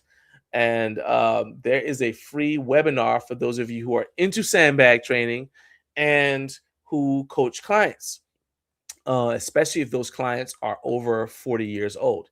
So let me go ahead and share the screen real quick. I got this notification through the Perform Better newsletter, and it said this is a free webinar. It's going to be streamed over Zoom on February 24th at 3 p.m. Eastern. So those of you in the Central Time Zone, that's going to be 2 p.m. your time. And some of the topics include the importance of a whole person model, which I think is a big deal because even when I was one of the things is that a lot of times somebody who's a trainer is young. And if you're coaching or training somebody who's over 40, it's difficult to put yourself in their shoes. And I cringe sometimes at the advice I was giving people when I was in my 20s and they were in their 40s. I was talking to them about what they needed to do and how they needed to handle their life in recovery so that they could, make progress. And now I'm in my 50s. I'm looking back at it like, what an idiot. I was completely clueless, right? So this webinar is going to cover the importance of approaching your clients from the whole person point of view. You need to, when you're programming for them, you need to factor in lifestyle stress, their recovery capacity, especially if they're older, their movement quality. Because if they're in their 50s, they've got 50 years of moving, sitting, every many years of sitting they've got, especially if they've got a sedentary job. There's a lot of things that, your body does to kind of accommodate your lifestyle. And that can lead to restrictions in mobility, things like that. You have to accommodate, you have to factor all that stuff in. You have to factor in their mindset. Why are they training? Are they coming to train with you because they've got, they're just fed up with being out of shape? They've got health issues. Maybe the doctor told them, hey, you need to get in shape. So there's a little bit of fear. If they haven't trained in a long time, there may be fear and intimidation, what they call gym intimidation. Even if you're training them in your home, they still may have some of that. And then also you want to factor in their training history, because you don't want to tell somebody who's never done anything with a kettlebell, for example, hey, I need you, I'm programming you kettlebell cleans. Okay. Then, because even if you teach it to them, you're still going to have to kind of like do a little bit. You may have to do regression if they can't get the movement correct because of those movement issues I mentioned earlier, right? Same time, if you've got somebody who has been training for a long time and they're just looking for somebody for accountability or maybe to clean up their programming a little bit, you don't want to insult their intelligence and waste their time by programming for them like they're just starting out. So anyway, the webinar is going to give you actionable strategies, some progressions, some coaching cues. It's going to be structured as a 1-hour session with Josh Henkin and Jessica Bento. Josh is the creator of the DVRT, the Dynamic Variable Resistance Training protocol. Anyway, so you'll get an hour with Josh and Jessica Bento, Josh Henkin and Jessica Bento, and then there'll be Q&A after that. So a lot of time, it's tough, especially if you are a home gym owner. If you're a home gym based coach, a lot of times it's tough to be able to get out to all the workshops and stuff that you want. So when you have an opportunity to get that training delivered to you, you need to take advantage of it. You need to take advantage of it, because this is opportunity you shouldn't miss out on, especially because you can ask questions. Even if you don't do sandbag training, it's still an opportunity to kind of like add tools to your toolbox. So I recommend it. And I did not see that you have to be a coach. So if you're just somebody who wants to add to your training toolbox for yourself, you can still check out this webinar. And I will include the link. I'll share the link with anybody who wants it. And I'll put it in the live chat for anybody who wants it. And then for anyone who is watching the replay, I will put it in the video description as well, so you guys can check it out. Okay, so there's that. That's the first one, the free webinar. Nothing wrong with free. Next is a brand that I haven't really been talking about a whole lot, mostly because I had been whoa, they went in the microphone. Don't try this at home, kids. Leave your microphone where it's supposed to be. All right. Hang on. Let me see if I can fix that real quick. Sorry about that. Tilt it. There we go. All right. As I was saying, I haven't really been talking about Vesta a whole lot because they kind of fly under the radar for me a lot of times. Which doesn't mean they're not a good brand. I don't really have any experience with them, but I'm not. So this is not an endorsement. It's just me telling you, as with most of this stuff, it's just me telling you, hey, it's out there. It exists. Go check it out. Right. Most of these are not sponsored. It's just stuff that I happen to see. Hey, it's available. It exists. I'll let you guys know about it. All right.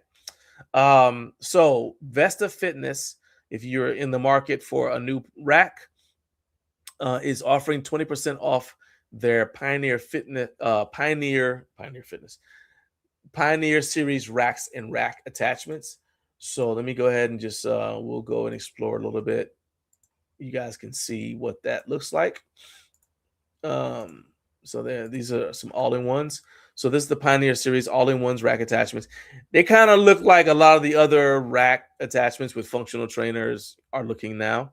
This looks like it may have a Smith machine. So it's a power rack, functional trainer, Smith machine, which is what's really popular right now. Let me show you guys some pictures, some images right there. That looks pretty nice. Kind of clean. All right. So this is selectorized stack. So the stack goes up to 200 pounds. Out of curiosity, now I want to know what the ratios are. So it's got 34 height adjustment points on the uprights. Laser cut holes. Yeah, this is all pretty standard. Okay, yeah. So it's two 200-pound weight stacks. And apparently they're fairly fluid. The Smith bar is integrated on the big Smith bar, so it's not a bring your own bar type of deal. The bar comes with it. You have the option of two heights, so you can get it 91 inch tall with one, but that one's going to have 1 inch holes, or you can get it 87 inches tall if you have shorter ceilings. That's going to have 21 millimeter holes. All right. So it is 20% off. So normally it's $54.99, and they are on sale right now for $4,399.20, and that does include shipping. So that is if that's something that you're interested in, go ahead and check that out. Go to vestafitness.com and check out their sale while it lasts. Let's see here. Kenzie, what's up? We just gave you a shout out about 30 minutes ago. I was basically talking about how awesome it was that you were one of the only comments on a video Naomi did with the Freak Athlete Hyper Pro. And one comment was negative, and then your comment was really positive. And I only showed her, I didn't even show her the comment because I would have to show the negative one too. I only told her about your comment. So I just appreciate you being positive and always commenting on the videos and giving us encouragement. So that's the Cliff Notes version of the shout out we gave you. And I appreciate you being here as always. Also, you have a garage gym, I believe, and you out there in the cold in Utah. So please chime in with the question of the day. What do you do to deal with a cold garage gym? Like, what's your solution, especially because you train clients in there? So go ahead and chime in with that as well. Next item that's on sale is the Elite FTS. Hang on, let's get rid of this. Clean up some of this. We don't need that anymore. We don't need that. All right. So Elite FTS has a 4-inch cambered bar available.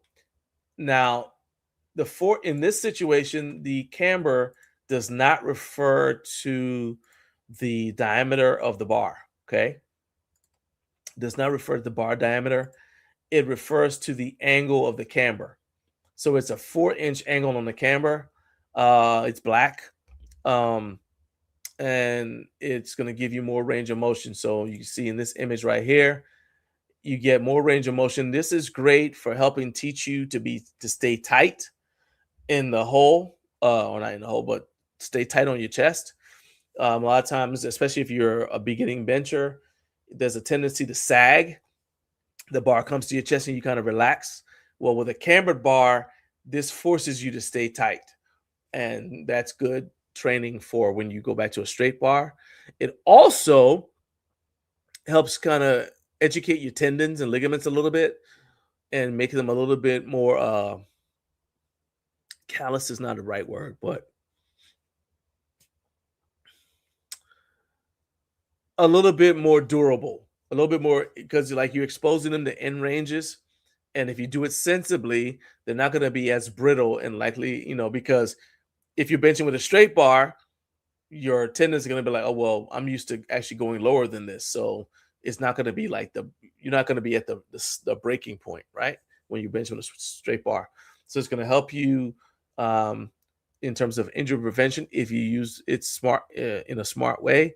And it also gives you power off the chest, just like doing deficit deadlifts helps you with pulling off the floor. So there's that. It's a 44-pound bar, got a 1,000-pound max load capacity.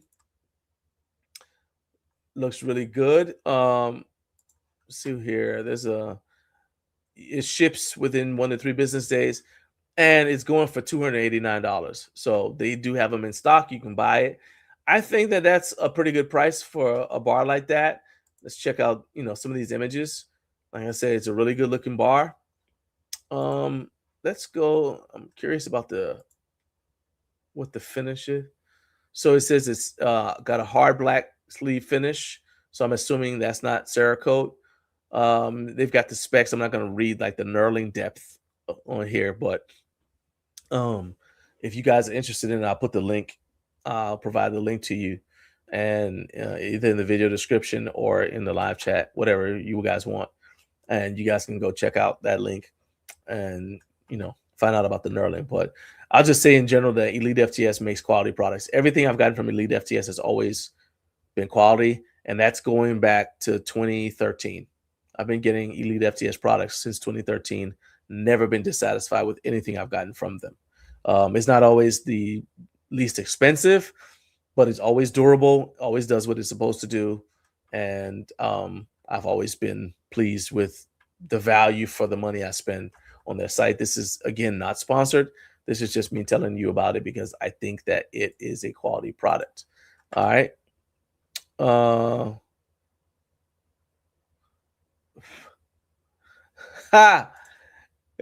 No fate checking in. He said youngins aren't going to get the clip. Yeah, y'all probably don't even know what Cliff Notes are. Golly, I didn't even think about that.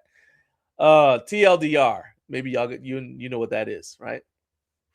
Man, they don't know what Cliff Notes are. I am old.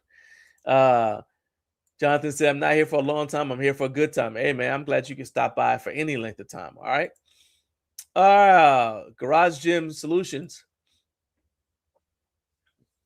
Kinsey said, I got you. Utah isn't cold this winter. I don't know what's going on, but we haven't got snow. It's in the high 50s this week. Okay. But she said, I don't get a cold garage because I have a mini split. I can't have clients getting cold. So that's the same thing that Letha said. Kinsey said, before my mini split, I was paying $400 in my power bill every month, running a space heater and a radiator. You know what? Let me stop right there. Those oil-filled radiant heaters are the biggest waste of time I've ever encountered in terms of environmental control in my entire life. You can hear it. You hear the oil heat. You can actually hear the oil heating up. So you know it's on, but you're still cold. I'm like, this is a waste of my time. This is a waste of my time right here. I just used to just stare at my radiant heater. It sounds good. You look at the product description like, oh, that's perfect. Nah, man. It's a waste of time. Waste of time and money. If you've got one and you love it, more power to you. But in my opinion, radiant oil-filled heaters for even inside the house are a waste of time and money. All right. Thank you for letting me share. Get that off my chest. All right. Also from Elite FTS, they have their American thin press cambered angle grip bar. So this is also a cambered bar. The camber's not as deep, but you guys can see that it's got these angle handles. They've got it in black, and the reason why it's called a thin press is because it's got a slim frame. So basically, it'll clear the 3x3 posts. Got extra range of motion for you. Comes with 6 angle grips, so that's show you some love to your shoulders. The weight stops have been moved 2 inches outward, so that it keeps the plates away from your uprights. All right. So the sleeve length might be a little bit shorter, but if this is something that you're interested in, it's got a textured powder coat surface. Oh, looks like it's all sold out, so we can stop talking about it. Boom, there you go. I hate that. Sorry. I was about to pull it up and show you guys the thing. I won't even screen share that now. Oh, forget I meant. Well, okay, I'll show you what it looked like. That way you guys can keep an eye on it, and if you are interested, you'll see when it's back in stock. All right, so that's what it looks like.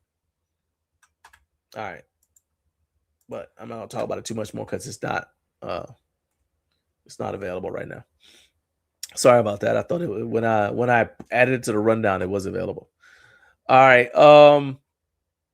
Kinsey said, yeah, the radiator is not affected. Yeah, I'm telling you, those oil-filled radiant heaters, waste of time and money. I don't even know why they still make them. I honestly don't know who.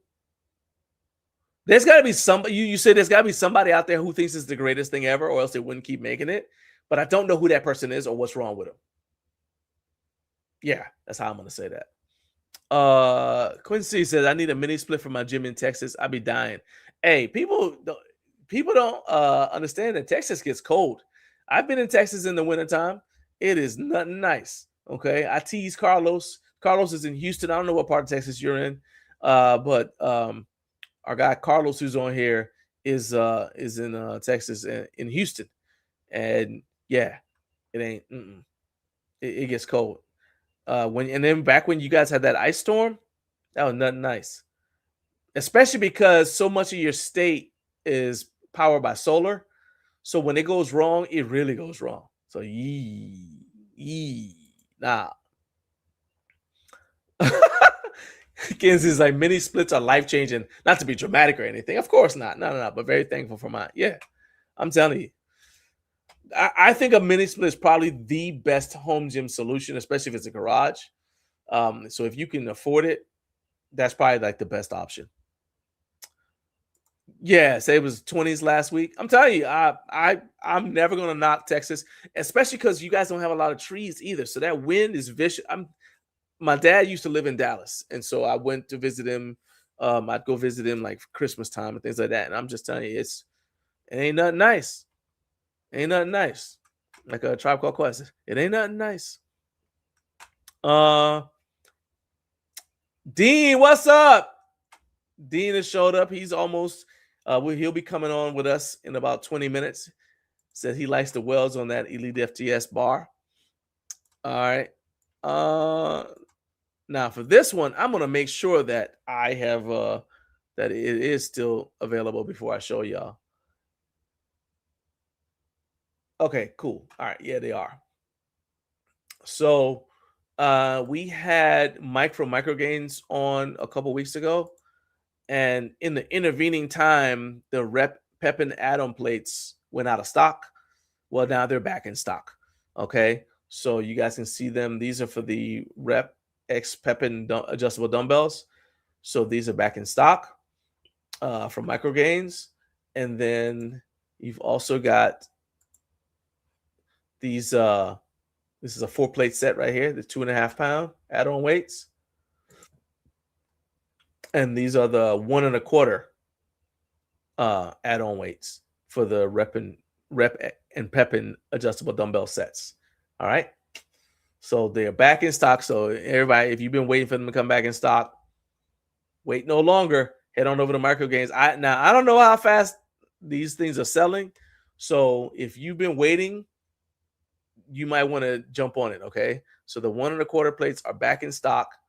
You better, if this is something you've been waiting for, you better stop waiting and go jump on it before they go back out of stock again. All right. Plus, they've got a lot of other cool stuff. Again, this is not sponsored, but I want you guys to go support Mike because he's got a cool company who creating quality products, and I just like supporting what he does because he does so much to support us. Let's see here. Kinsey said, if you can install the mini split yourself, it's not too crazy expensive. Okay. Spencer from the Home Gym Hub has arrived. He says, good morning, everybody. What's up, Spencer? Letha agrees with Kinsey. Yep. Her fellow mini split owner. Carlos, he said, we don't handle the cold very well. Dude, human beings thrive in a tropical environment. All right. I know I've said this before. I'm going to say it again. If you look at all of the tropical cultures, tropical civilizations, right? They built great monuments and things. They accomplished great things. If you look at people in cold climates, they built fires. Okay. Historically, they build fires and find ways to be warm. That's it. Or they leave, like the Vikings. What did? They left. They left to go find other places. All right. Carp said, I picked up a couple of pairs of the 1.25 for the Rep Pepin. Okay. Have they already arrived, or are you still waiting for them to get to your house? All right. All right. Uncle Reggie, I think this might be your first time. He said, I love Microgains. I've been waiting for them to restock their loadable blobs. Oh, all right. So hang on a second here. Let's go over to let's go back to Microgains, because now you've got my interest. I'll go ahead and I'll share the screen and we'll look together. So you've been waiting for them to restock the loadable blobs. So when Mike was on here, I remember he was talking about the blobs being kind of like a specialty item because people would have to know what it is, and be interested in it. Let me scroll down. Boom. There we go. All right. Yeah. So it's still sold out. I tell you what, man. I know Mike said something about he said something about it on the show. But what I'll do is I will message him, not right now, but I'll message him when the show is over and let him know that we had another request. Not that he's gonna immediately just stop the presses and start working on that, but I will let him know that you said something about how you've been waiting for them and see, and maybe he'll give me a timeline, a timetable for when he might have some more in stock. All right. So hopefully that helps you out a little bit.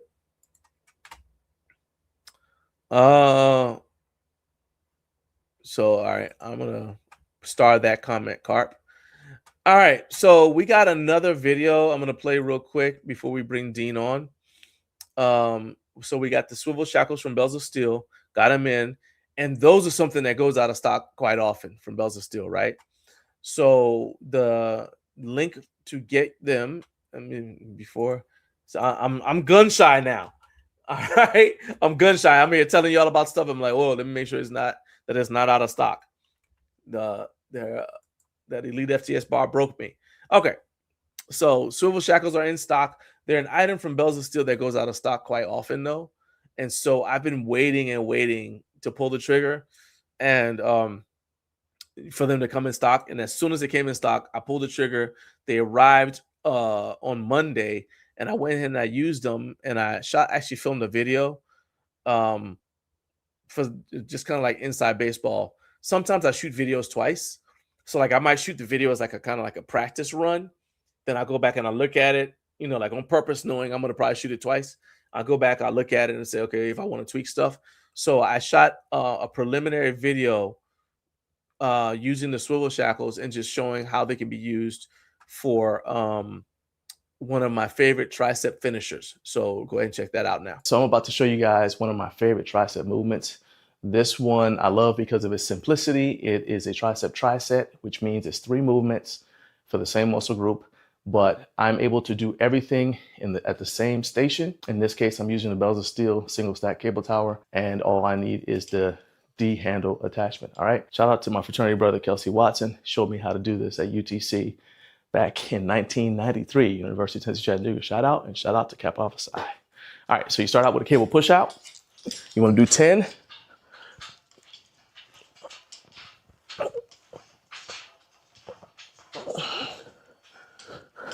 Okay. Then you're going to turn around and you're going to go palms down, palms up rather, on cable, basically pull down.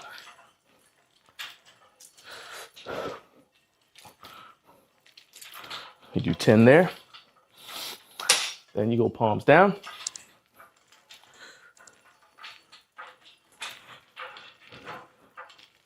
Uh, 10. All right, I'm gonna do the other side. You notice that there's no rest between sets.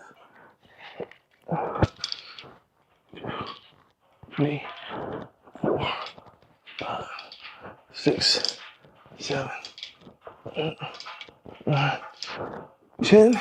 Turn around. 1, 2, 3, 4, 5, 6, 7, 8, 9, 10. Turn your hand over. Last one. 2, 3, 4, 5, 6, 7, 8, 9, 10. All right. And you can either rest or you can just go right back to the first arm, whatever you want to do. Things that make this easier. I've got swivel shackles on here from Bells of Steel. These are Bells of Steel swivel shackles. Reason that makes it easier is because you see that I'm doing a lot of twisting and turning with the cables. That stops the cables from binding up. And then you want to get a nice quality set of D handles. These are just some basic ones I got at a Play It Again Sports, but it's pretty much all you need. So that's it. Tricep. It's my favorite one. Do 3 sets of this. Arms feel blown up. Yup, that's it. Yeah. So Jared said the burn. Dude, I'm telling you. And it's funny because there's a guy, he's like he's our current resident troll. His name is Mediterranean D. You guys may have heard me talk about him a little bit, where he was talking about he wanted me to release a video early just to satisfy his curiosity about something.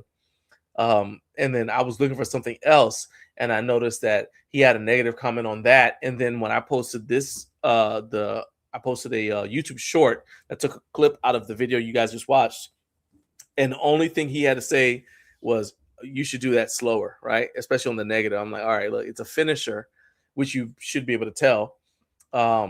And I don't know anybody that does finishers slowly. Okay, if you do, more power to you. I salute you and everyone who knows you. But the point is, that's a finisher. So I did that at the end of my workout. I'm already fatigued, right? I'll just lower the weight, whatever. I'll just kick rocks. Anyway, so yeah, it's it's a huge pump, and I like to do 3 sets of that, and your arms just feel like swollen in a it's a good way. It's one of the best feelings. So it's one of my favorite finishers for any like upper body push day. Jared says, while the D handles work, I think you deserve something nicer. So I don't I want to say we don't it's D handles are something that we just haven't really gotten. It's funny because we've got all these other cable attachments, but I don't have any like super high speed, low drag D handles. Um, I don't have a problem with getting other D handles or nicer D handles. I just haven't gotten it. Like, so, I've got the Eclipse grips. We got some stuff from Bear Steel Equipment. But as far as D handles go, they've just been kind of like, I guess they've just been kind of overlooked. So yeah, okay. Hey, Carlos, yeah, man. If you try it, let me know, dude. I'm saying the thing I like about it is because you don't have to go anywhere, and if you choose the weight correctly, you don't even have to change the weight. You can just change the weight, but you don't have to change the weight, right? And even if you change the weight, especially if you have a selectorized, it's fast. I know like 3 or 4 of those tricep finishers that I've learned over the years. So if you guys want to see more of those, I'm happy to share them.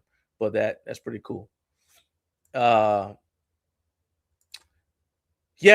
I do like those. Like I said, for some simple, inexpensive D handles that I got from Play It Again Sports, they really do a good job. But yeah, we might need to do that. Kenzie is vouching for the Bells of Steel D handles. Oh, I have to try them because I'm sure I tried them at Home Gym Con, but it didn't even register to me. Probably because whatever I was trying to accomplish at the time, I was thinking about that instead of the D handles. But yeah, I'm not ignoring it. Now you got me thinking about I need to get some D handles. Carp said that his 1.25 from Marco Gaines have shown up. So they're really sweet. Only issue was UPS or maybe USPS. Whoever shipped them looked like they put them in a bucket of water before they delivered them. That ain't cool, man. I hate that. I can't. It's like that's your only job, delivering stuff to people. Why can't you do it well?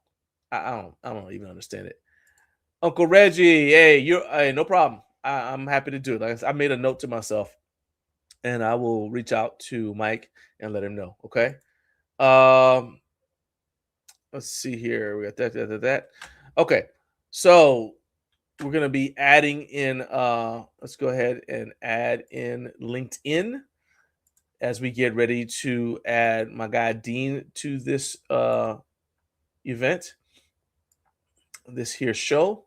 Get him on here. We're gonna gotta be professional now because LinkedIn's gonna be watching. All right. So good morning to those of you in the Mountain Time Zone who are just joining us. It is 6 a.m. there. Y'all see how my voice even changed? Have my professional voice. It's 6 a.m. In the or just about 6 a.m. in the Mountain Time Zone. Whether you're getting up and getting ready to hit the gym or you have to head into the office, we appreciate you being here, spending the final hour of the show with us. If you are watching on LinkedIn, make sure you're following our LinkedIn show page, Up Way Too Early with Garage from Life.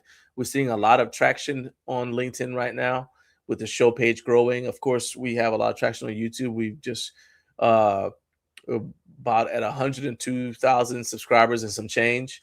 So we're growing really quickly there, and we appreciate all of you guys who are the new subscribers. Welcome to the family. And for those of you who are watching on LinkedIn, we encourage you to join our family either by going to YouTube and subscribing to the Garage Gym Life Media, or just follow the show page, Up Way Too Early with Garage Gym Life. That way you do not miss a single one of our interviews on this show. I talk to some of the most influential business owners, CEOs, content creators, people who influence the home gym community. And that means your potential customers if you create products that are connected to home fitness. So this is a show you want to watch if you want to see what we think and maybe kind of get a sneak peek into how your competitors and potential business partners are thinking about the same topics you may be thinking about as well. So I am excited for those reasons to introduce to some of you. Some of you have known him already, but my next guest is Dean Shantz. Dean is the founder of Black Widow Training Gear, which is a New York-based, I believe it's in Long Island-based fabrication shop that specializes in high quality. I cannot emphasize this enough. High quality custom fitness equipment. That's a lot. Okay. It's not just high quality. It's not just fitness equipment. It's high quality custom fitness equipment that he makes to your specifications and to fit your needs. Dean is a fixture in the home gym community, both for the quality of his work and for his support for Home Gym Con, which is the premier expo and trade show for home gym owners to gather and try equipment before we buy. So I am excited to get him back on here. He says not Long Island, it's Strong Island. Very well. I got you. I understand. I'll go ahead and bring you on here, my man. Everybody give a warm welcome to Dean. Come on in.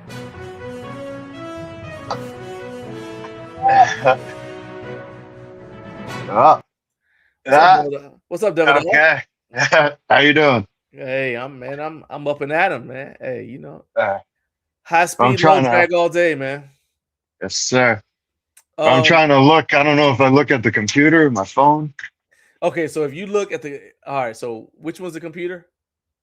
Oh, that way. Oh, I'm like a little delayed too. Sorry, I'm not a technical guy. Right. So if you look the way you're looking now, can you see me? Yeah. Oh, okay. That's perfect because now I can see you, you can see me. So you don't have to look at the computer at all. And I'll tell you what, like any comments or anything like that, I'll tell you. Unless I'm gonna pull up some stuff from your like I did last time. Yeah. I'll pull up stuff from your website. So if you need to look at the computer to be able to see it, sure. But it's not like you don't know what it is. So you can probably look at it from memory.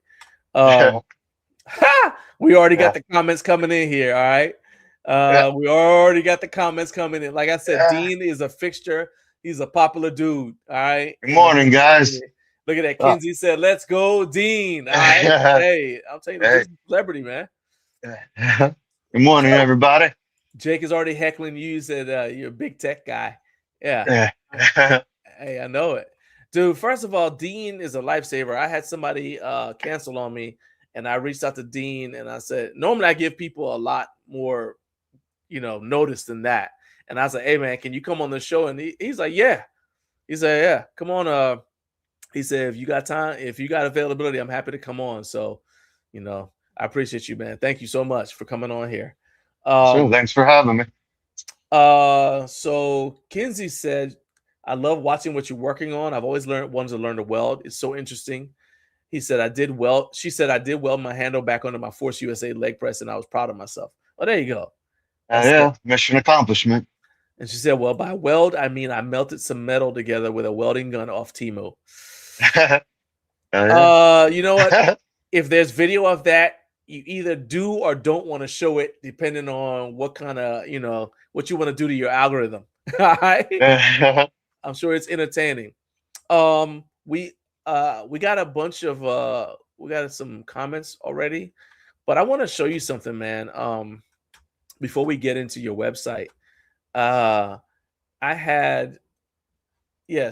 told Jared, I told people that you were coming on, right? And Jared, we have a community post section, and our guy, and Jared Martin, he's got a bunch of stuff from you, and he posted this. Can you see that? It's on my phone, but there we go. Yeah, his little bar holder. Yeah, so he showed all the stuff that he's got from you, and just he said he wanted me to show you. Like he's got this collection of stuff, all these different things that he got from me. Because I asked him what his favorite product was from you, and he said, "Man, it's hard because I got so much. It's hard to pick one thing, guys. I got so much stuff." For those of you who are at home who may not be able to see this, this thing here, see if I can zoom in on it. That's about as far as I can go, but I like the little touches, man, like the little spider web on the end of on the end cap of the I love that. That was done out of like laziness in a way, though. Really? So I don't have to weld the whole circumference. Okay. I did the little spots of the spider web, so I just have to tack those on the end. I don't have to weld fully around it, so it saves me a bunch of time, and it looks cool. Hey, it does look cool, man. See, that goes right back to what I was saying. It's like you're like a mad scientist, right? It's like you just kind of always thinking of like these innovative solutions. Look at this. You got, man, Eric, I was about to send out an APB because I hadn't heard from you in a while. Eric Echoes has entered the chat. Welcome back. Welcome back. Welcome back. Like, welcome back, Carter. Nice, man. Back. Look at it. He's back. He said, Dean has work to do. He can't be wasting time doing this. I promise I only keep him for an hour and then I let him go back to making cool stuff for y'all. So let's jump into it. You updated your website. Yeah. And I say usually when businesses do that, they get like a spike in traffic, but you did it right as like AI search was screwing up everything, like SEO and all that was getting screwed up by AI search, right? Right. But you seem to be still doing pretty well from the text you sent me. So Yeah. do you think the website upgrade had a positive effect on how much business you're able to get? I think so. It seems a lot more streamlined, and I've been having Tommy retake a lot of the pictures. Or Tommy from Massonomics has been the guy behind the scenes doing Okay. all that work, Okay. and so he's updating the pictures because some of the things you click on, like my safety squat bar on there, Yeah. one of my top sellers. But you look at that picture, you're like, what the hell am I looking at? Yeah. It's you can't Yeah. zoom in. It doesn't look. Oh, there you go. Yeah. Yeah. Like, So I see what you mean. Like you can't zoom in on it. Yeah. yeah, it's just like yeah, I got you. So he's still working on tweaking and stuff like that. and then it's but overall the website I feel is doing a lot better and smoother. It looks good. I mean, like, because I remember so I've been coming to your website before I even knew you because I think when we first talked, I told you about you called it something else now, but I was talking to you about the Evanesh Faruja bar, and Yeah, like that was the first thing of yours that I saw, right? Man, that bar that's an OG bar that's been around for a minute. I And discontinued that guy. so it looks like you've Yeah, got a different version of it that's yeah, called something else. yeah, But I've been coming on your website for a long time, so I remember what it used to look like. So now, to go from that to this is like a dramatic difference. yeah. That looks really good. You said Tommy from Massonomics made this for you? Yes, yeah. My old website, like I'm a avid do-it-yourselfer, so my old website was mine thrown together Right. over 10 years. So there's no like method to the madness, Oh, okay. and it just kept getting piled on new stuff, and after a while, none of it made sense. None of it went along with each other, but much Gotcha. better now. Nice. Okay. Let's see. Sean said, "Man is a roller." Yeah. Hey, I'm telling you, Dean's the man, dude. I'm telling you. Thanks. I will say that when I Googled your site, I noticed that you were the first result on Google. So, did you have to do like we're doing stuff we do stuff with Google Ads for our channel? Did you have to do anything different in Google Ads to get your website to pop up like that, or is it just because of traffic? I guess it's just because of traffic. I get a decent amount. Okay. I think I've close to 20,000 people so far this year Wow, are come through. Yeah, that's yeah, I crazy. do. It's pretty crazy over here. Nice. Hey, ain't nothing wrong with that. It's yeah, it's all good problems. Hey. The first thing that we see and we're looking at right now is those legendary adjustable dumbbell carts, right? Is that still one of your best selling items? If not, what is? Like when well, last year, I guess when a couple other options came out, it slowed down, Okay. but now it's picked back up with a vengeance, and I'm still only making them for the rep dumbbells, and Wow. And you still like my wife was tired of answering emails, so she put on like a custom tray option to them okay. for like Okay. $350, All just right. so she didn't have to talk to people. That's But hilarious. it's yeah, I think she said that over 500 emails she has to go through to answer. It's Just about the dumbbell carts? or anything. Okay. Okay. I was about to say, good Yeah. God. I mean, that's still impressive. 500 emails. Give that woman a Yeah. raise, Dean. Come on, man. Wow. It's Dude, that's yeah, amazing. it's crazy. Especially, I can't emphasize enough. You're doing all this. You don't have a big shop. Nah. Do you have any employees, or is it still just you? Yeah, my dad helps out. Old man Mike, he's grinding and stuff. I'm doing most of the welding. I got a couple guys at night. Um, one guy, Joe, he said he might be listening today, but All right, what's up to Joe? All right, appreciate he's it. been out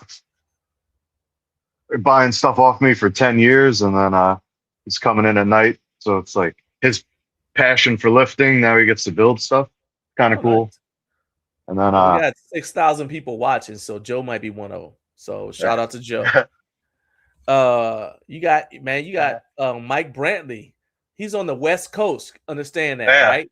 So he's out there. He's the guy always dancing and lifting. Yeah, look at that. Exactly. He's got the good vibes going. Yeah, okay. I know who he is. Yeah. He said he's using your dumbbell cart as we speak. So it's top tier in his gym. That's high praise. That's high praise right there. Nice. Thank you, sir. When I say Dean is the man, look, LinkedIn, when I say Dean's the man, Dean is the man. All right. I'm just the man talking to the man. All right. That's it. So let's go back to this mad scientist thing. So I'm gonna tell. Okay, let me just tell a story. So in my artillery unit, we had a guy who was he's an armorer, right? And anytime the armorer, he's pretty much by himself most of the time. He's just in the armory. If you're not checking guns, weapons in or out, he pretty much is just in there, right? Well, if you gave that dude too much time on his hands, something's happening, right? So he had some spare 550 cord, and we were out at 29 Palms at CAX. He got bored, and next thing I know, he had made a hammock out of his spare 550 cord. He just wove it into. I was like, "Did you even know how to do this before?" He said, "Nah, I kind of taught myself. I got bored. I just taught myself how to do it." I was like, "That's insane. That's you." If you get too much time in your hands, you emerge with some crazy idea, right? In fact, I'm gonna go right here to it. This is the one that I was like, okay, that's enough. I don't know how you top this, right? And let me see if I can pull this thing up here. It's the BWH, right? Yep, there it is right there. All right, so we're gonna pull this up. And for those who don't know what that is, that actually means bar with holes, which sounds simple, but now look at it. I got it on screen. The bar with holes. So it lets people clip standard cable attachments, D handles, ropes, straight bars, anything you want onto the bar with carabiners. How did you come up with that? It was I think I originally made one for Jared out of square tubing. Okay. And I had to double the holes. And then one day he was giving me feedback, and he's like, "Oh, you could just use it as a regular pull down bar." I'm like, "Why don't I just make this round?" And then here we are with the round. And I have a whole line of the BWH I want to release, but the dumbbell carts last year, just any momentum killed. So I'm looking at this thing, and you said that you were talking to Jared about it. How much of the stuff that you come up with is from talking to clients? Because you have like a steady interaction with clients on Facebook, Discord, Instagram. All right, how much of it is from talking to other people? And then how much of it is it from like you looking at something else that's on the market and being like, you know what, I could do that better? Because one of the things that I like about you is, like you said, that you don't want to just copy what's out there. You want to evolve it and make it better and put your own stamp on it. So how much of it is that? Well, it's nowadays not super new stuff coming out, but early on growing up, if you gave me an idea that I felt other people would like, I would sell you yours and then put it on the website.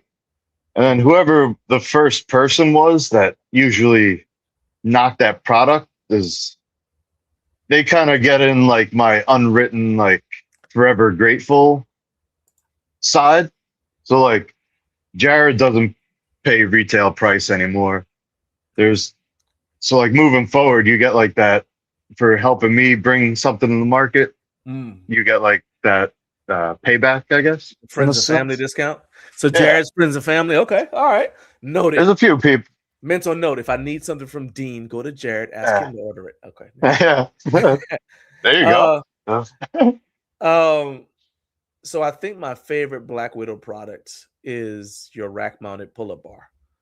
Right. And I talk about it whenever I talk about pull-up bars, or whenever I have to examine, like, do a review on something that's got like a power rack, it's got a pull-up bar. I immediately compare that pull-up bar and the way it feels to the one that you had at, I want to say, is the first Home Gym Con. Yeah. The green one. Because remember, I kept on talking about it. I was like, man, the grip feels good. Like, man, what's the grip on this? Because you used a different kind of powder coating. Talk about the grip on that just for a little bit. And then I have a follow-up question. Just on your pull-up bars. There's a super grip texture. It's a little more complicated to spray than just a regular color. But anything that doesn't have knurling and you hold it in your hand, I'm trying to put that coating on it. Okay. And then it just kind of replaces the knurling. Or because you it get doesn't that. chew your hands up. But I was like, this is you know how, like, people got to put chalk on pull-up bars, or like, well, in the core we used to wrap the around it, right? Yeah, but like, it's like with that, I mean, I was like, I don't even have chalk on my hands, but I feel like I could hold on to this thing forever. So is that just like some proprietary? I don't know. Is that something that you just either discovered, or is it something you made up? How'd you? Because I've never seen anybody else use it. It was back in the day. I don't know if you remember. There was a guy, Wes Carey. He used to make Swiss Wes Carey bars. barbell. Yeah. Okay. Out of North Carolina. Yeah. And he used a similar texture. It was like a grayish color though. Okay. And I was forever on a quest to figure out where he got that from. And I was never able to land that exact one, but I finally found a super grip from Prismatic Powders. Okay. And then I just use that now. All right. So Eric said he needs to get a custom pull-up bar for his ATX rack. He's just been too lazy to draw something up. So looks like you got even more business headed your way.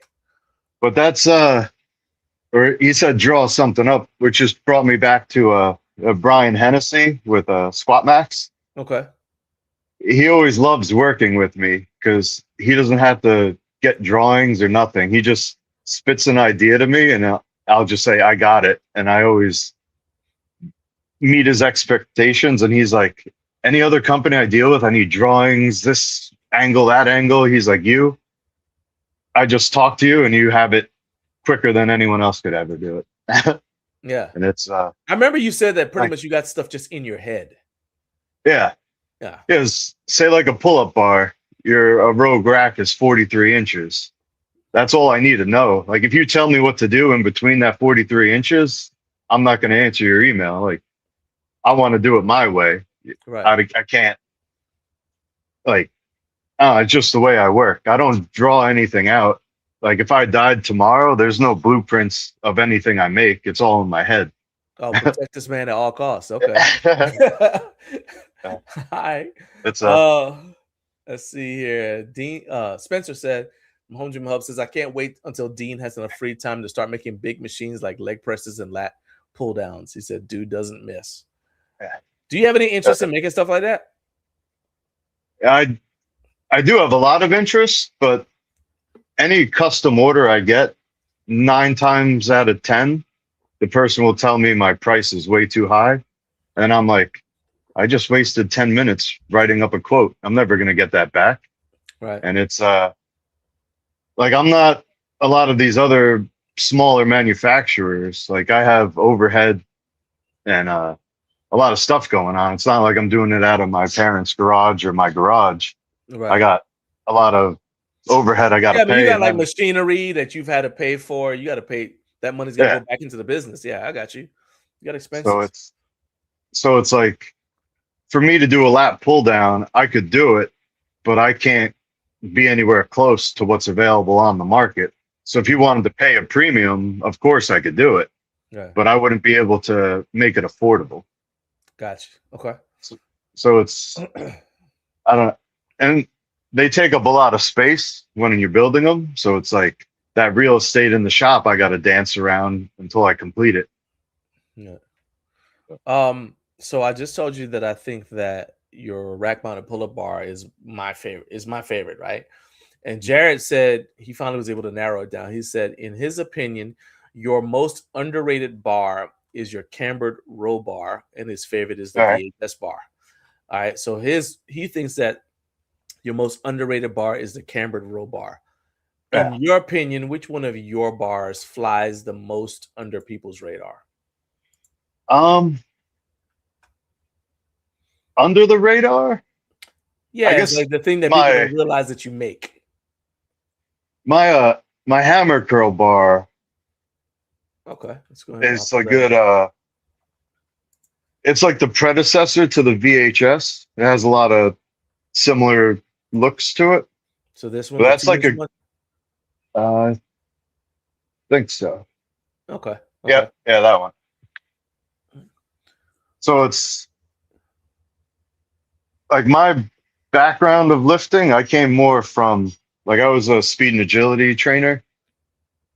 So like early on, I was more sleds, agility type, what's it called? Training implements. Right. So like the hammer curl bar came about as like a high intensity thing.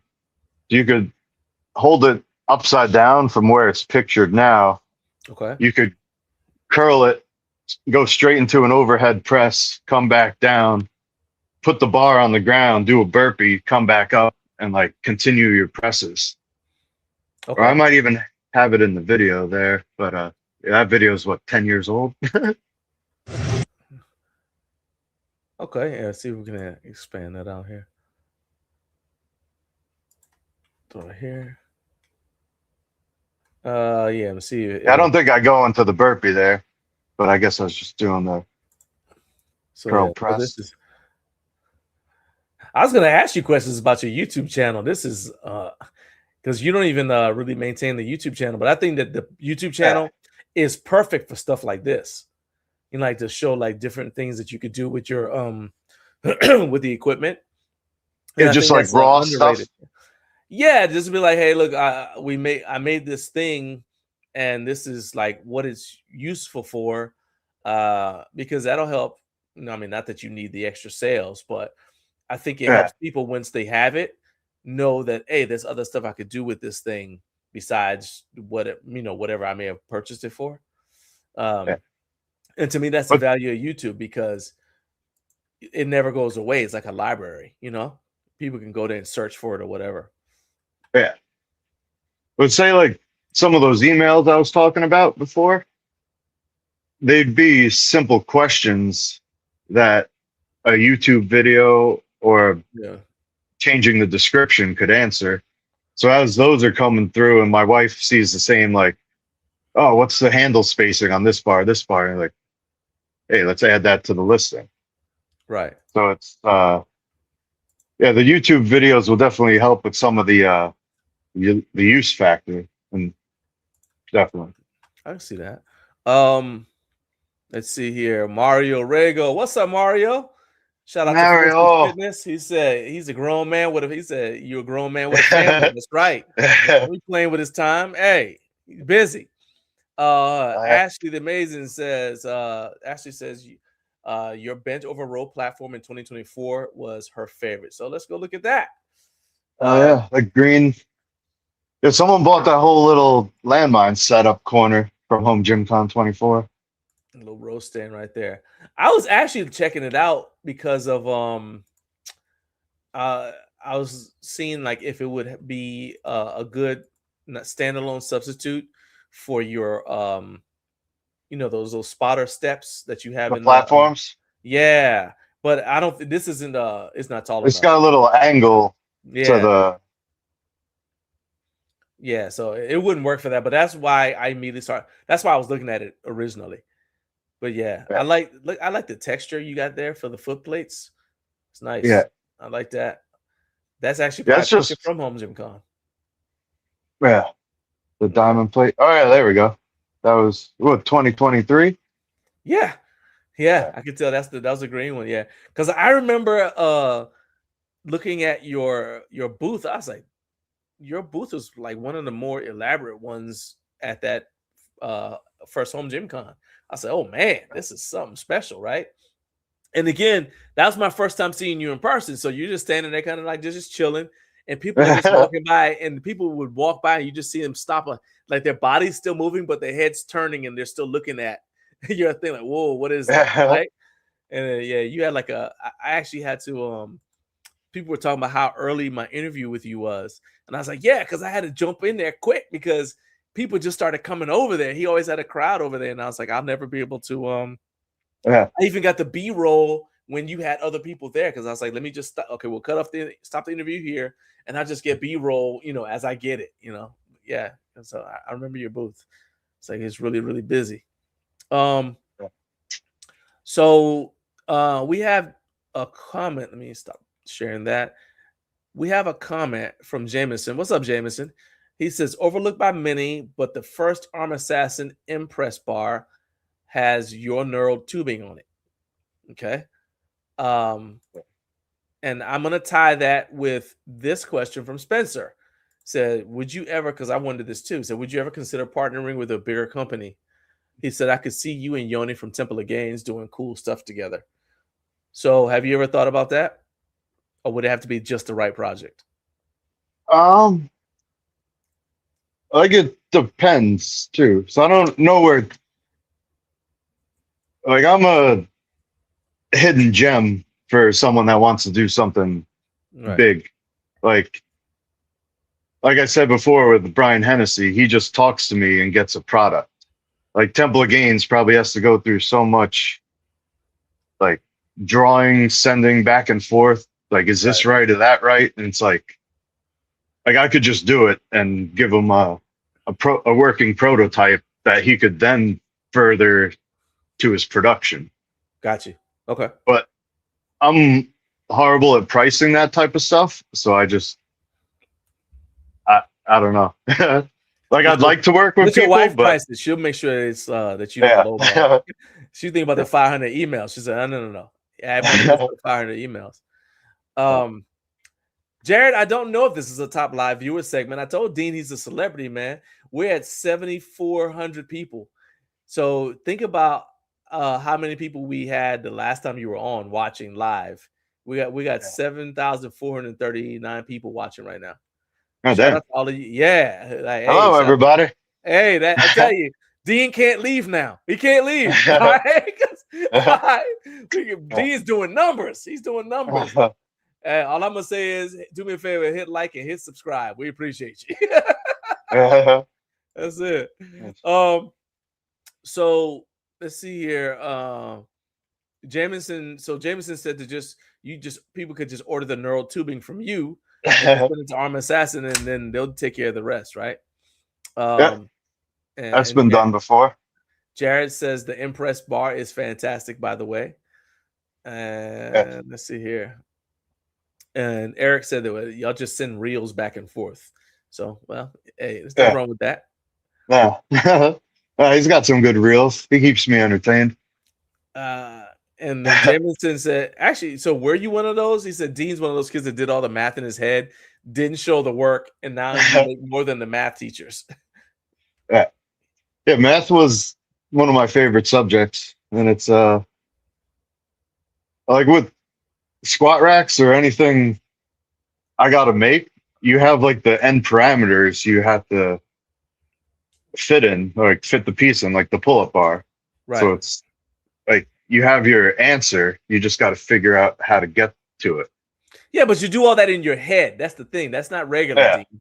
That's the math scientist part. Okay. Okay. All right.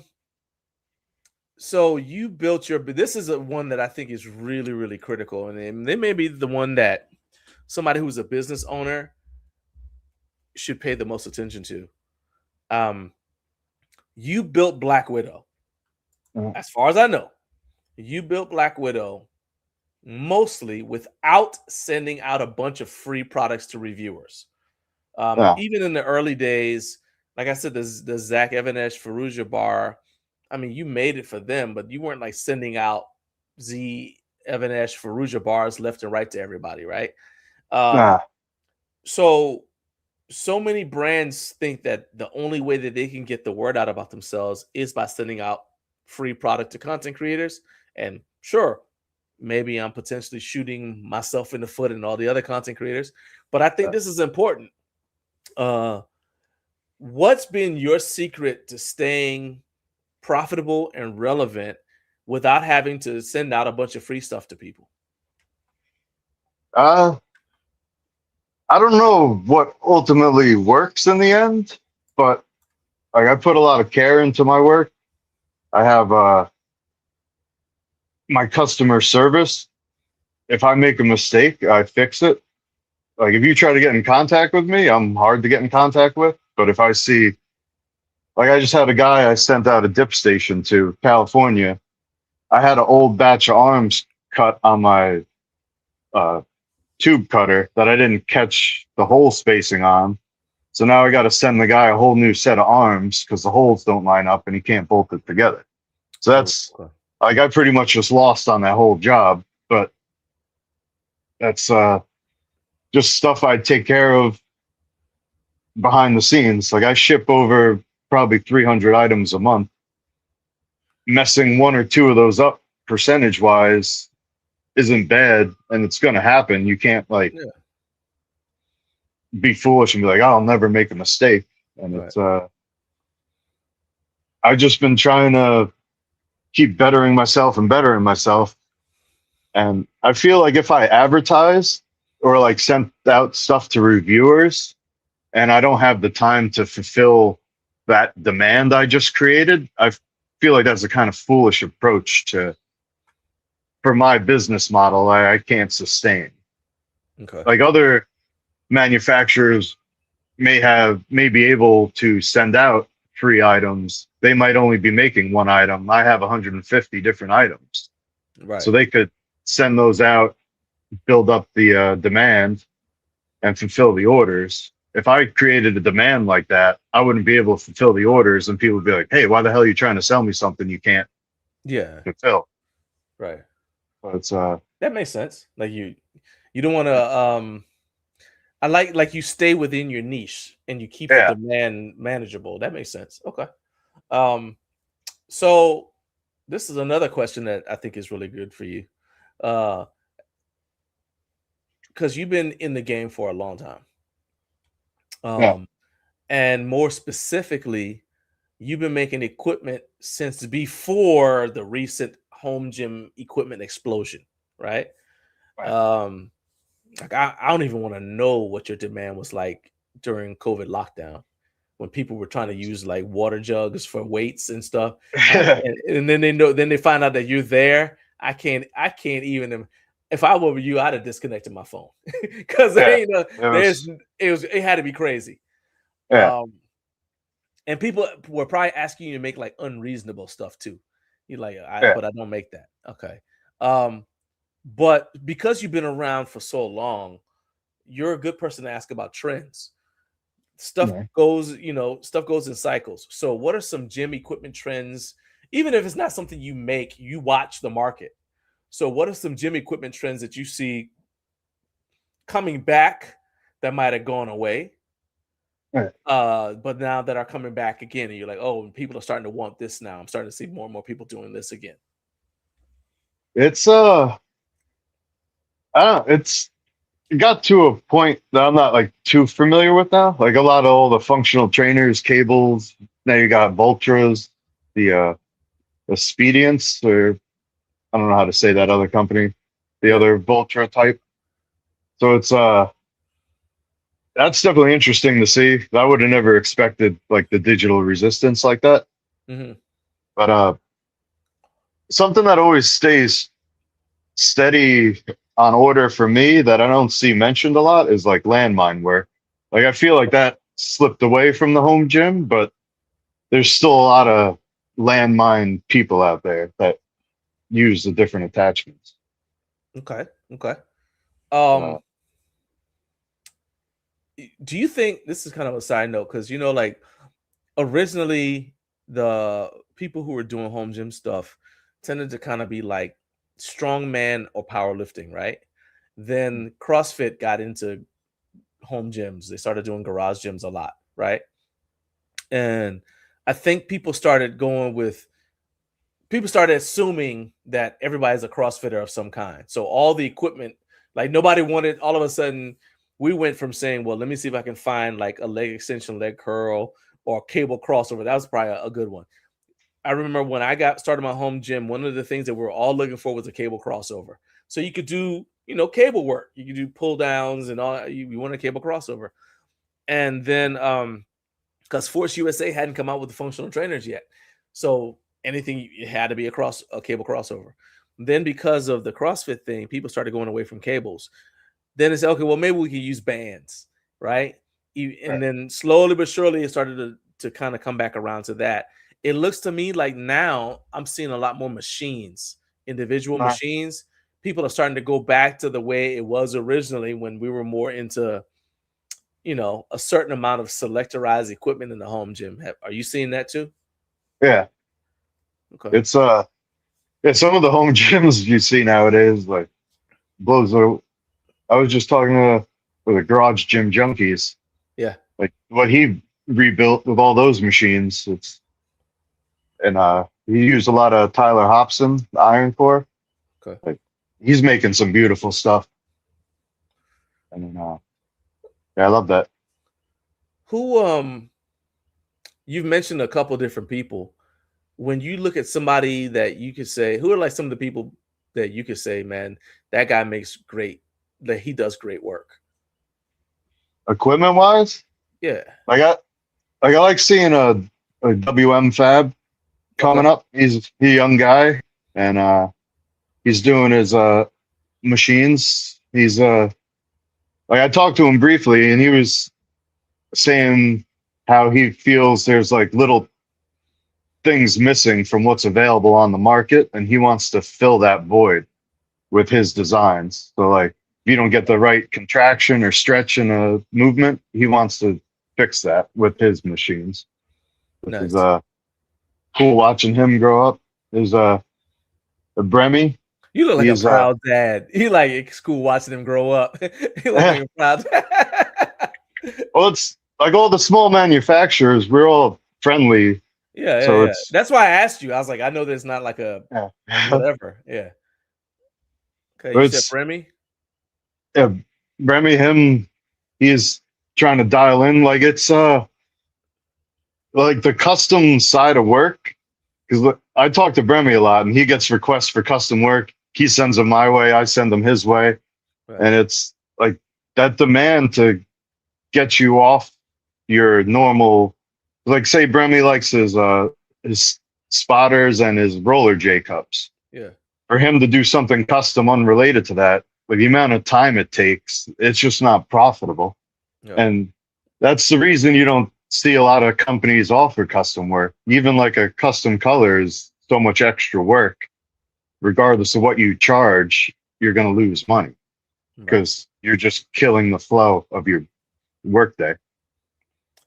Do you have any stuff that you can say, okay, well, this is kind of like a basic thing, doesn't really take as much? Like I kind of got the blueprint for it. You pretty much just can make a ton of them. I don't know, like I don't know, like maybe some of those collars, right? Like a simple collar, right? You're like, okay, that's easy. I don't have to do that. I can get somebody, one of the people who helps me can make that.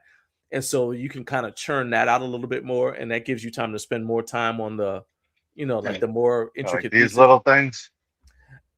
Okay. The Actually, utility hooks. I like those. I'm a big fan of utility hooks, man. Just in general. I know that the way that you have yours, I like how it hangs on the bolt. Because you show somebody a utility hook, and if they haven't had a home gym for long enough, they don't see it. But once you've had a home gym for a while, you like, how you're always looking for somewhere to hang something, get it out of the way. Something as simple as, so earlier in the show, I was talking about how my wife likes to turn the heater on and she likes to leave it on. I might turn it on, but then I cut it off, right? Because I start sweating.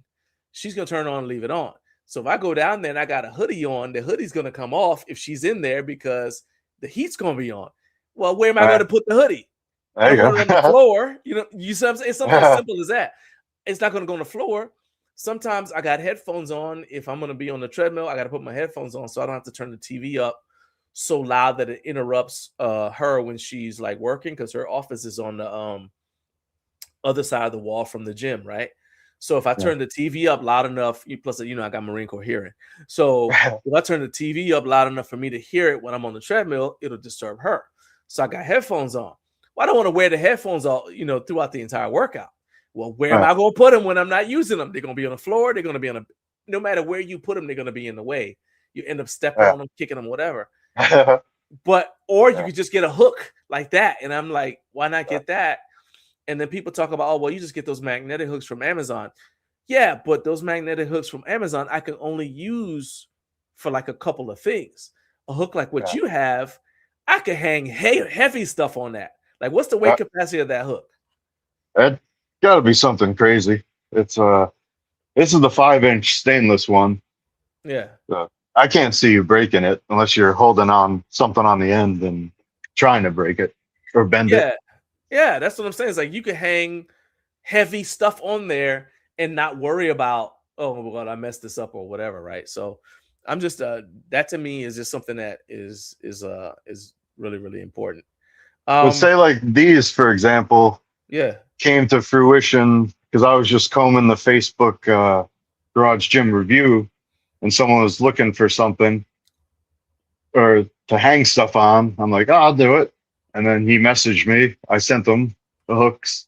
He wound up ordering like 100 more to give to all his friends. Yeah. And then I just put them on my website, and then they just keep selling and selling. Yeah, because I mean, like I said, it's a no-brainer once you see it, you're like, oh, that's a heavy-duty hook. I can use that. And it's easy to move around, put it wherever you want. It's not heavy. So shipping's got to be like almost nothing for it. So I'm like, yeah, why not? So for something like that, are you able to get like your helpers to make it, and you can concentrate on like the bigger, VHSs and things like that? Yeah. Okay. Yeah, like say my helpers, they'll grind, prep stuff to get me to weld.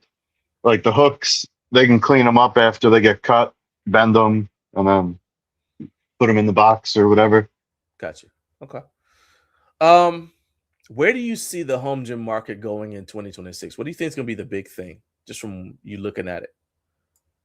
I guess more like the space saving. You got Larry over Bulletproof Fitness. It's always coming out with something new. It's his wheels must be turning, I don't know, a million miles an hour over there. It's so like more like condensed. What is it, like all-in-one packages? You're already seeing like a lot of the adjustable benches now. You're using them for not bench things. Yeah. So it's get the most bang for your buck in the small area is so like optimization, I guess I see 2026. Okay. I mentioned the Home Gym Con thing. You've been involved with Home Gym Con since the very beginning. What do you think of the growth of it, and where do you see Home Gym Con going? It's been it's crazy from the first year going there, and it's like it was just like that. Yeah, that like the backbone of Home Gym Con was there, like all the small guys, and then like this year I haven't officially set up a booth. I'm like, I think I'm one of those stealth guys you see on when Jake does the companies. Yeah. Like how there's like 8 stealth companies. I think I'm one of them. Okay. But like I was talking to Jake and saying, like I'd be more useful at Home Gym Con, like a behind the scenes if someone needs something for their booth or something for an event. Like that's where I would come in better play than just setting up a booth to come look at.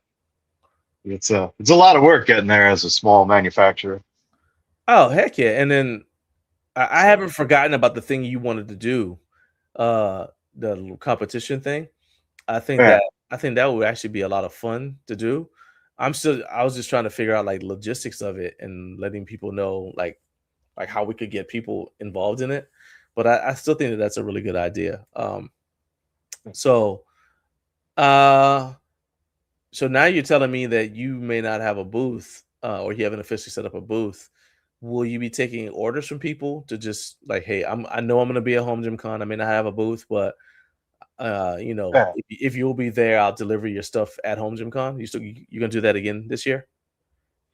Yeah, I'll be doing something. Like I don't know to what extent Okay, is because like the last 2 years I pulled a trailer from New York 15 hours. Like that was that's brutal.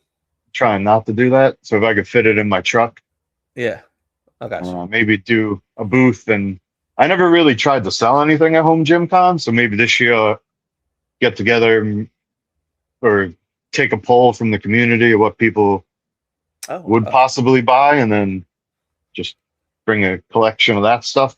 Sounds like you could take a truck bed full of those hooks and you'd be just Yeah. fine. Yeah. Because I mean, we even got questions about the hooks right here. So Eric wants to know if you could laser cut some for that'll work with wall control pegboards. Yeah, definitely. It's Done deal. I would Look at just that. need to see how that back part connects, like that little S hook or whatever. All right. And JB wants to know. He says I can't even count how many of the hooks I have. He said the top is flat instead of curved like Amazon, so things sit on it better. Yes. And it's more heavy duty with the bolt being attached. That's exactly the same thing I was thinking. And Eric says thanks for the VHS bar at Home Gym Con. He said I love the thing. Yeah. So, There's the VHS. I got the Rohrman banner in. I was just looking at that the other day with the look at you that. got the VHS bar right on the side there. Yeah. It's that is a cool. He still got some of these for sale on his website before he sold out. Yeah. But I'm actually using a Bruno bar as my phone stand here. Ain't nothing wrong with that. That's high tech, man. You're a big tech guy. I know. I heard, I heard you. All right, so let's a couple more questions from me. And I hope you had time to think about this, because one of the things I said is I want to improve YouTube. This is like one of the things that I'm kind of like, it pushes me more and more this year. So like you got stuff like you want to improve on, get better at. One of the things I want to get better at and kind of like bring more value to the community is just improving the kind of content that we put on YouTube for the home gym community. So everybody I talk to, I'm like, hey, so whether it's in interviews or just offline, I ask the question is, what do you like watching on YouTube, whether it's fitness related or not? Like, what is it that you like watching? Yeah, I'm loyal to the foil. So if you get anything tinfoil hat conspiracy wise, like that's loyal to the foil. That's what we're saying. Yeah. Okay. That's my like the Y files. They're what else do I like on there? Are you one of those people that doesn't think we landed on the moon? Oh, we definitely didn't. Okay. All right. I'm not gonna argue about it with you. I just wanted to know which camp you're in. Okay. Yeah. Okay. Okay. Yeah. I'm not a total flat earther, but I like seeing both sides. It's interesting topics. You know what's funny about that to me though is how many people who believe that are former military, especially like like combat or combat support, because I think what happened is like we don't believe anything now. You get so much bump scoop. It's like I don't believe nothing anymore. All right, that's hilarious.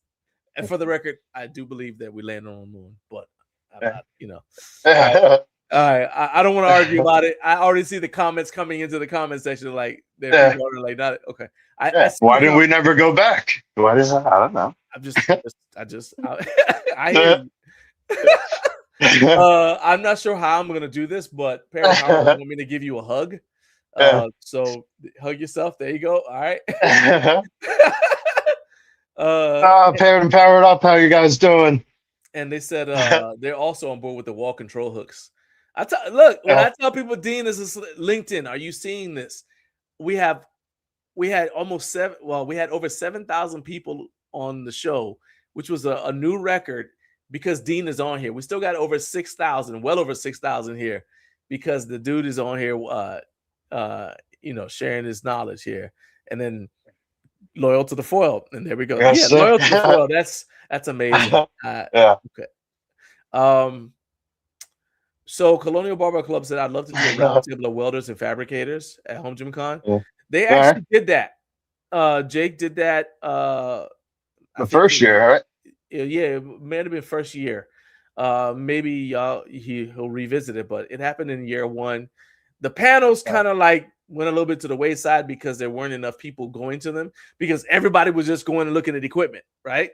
Yeah. Which is a good problem to have, but it did happen in year one.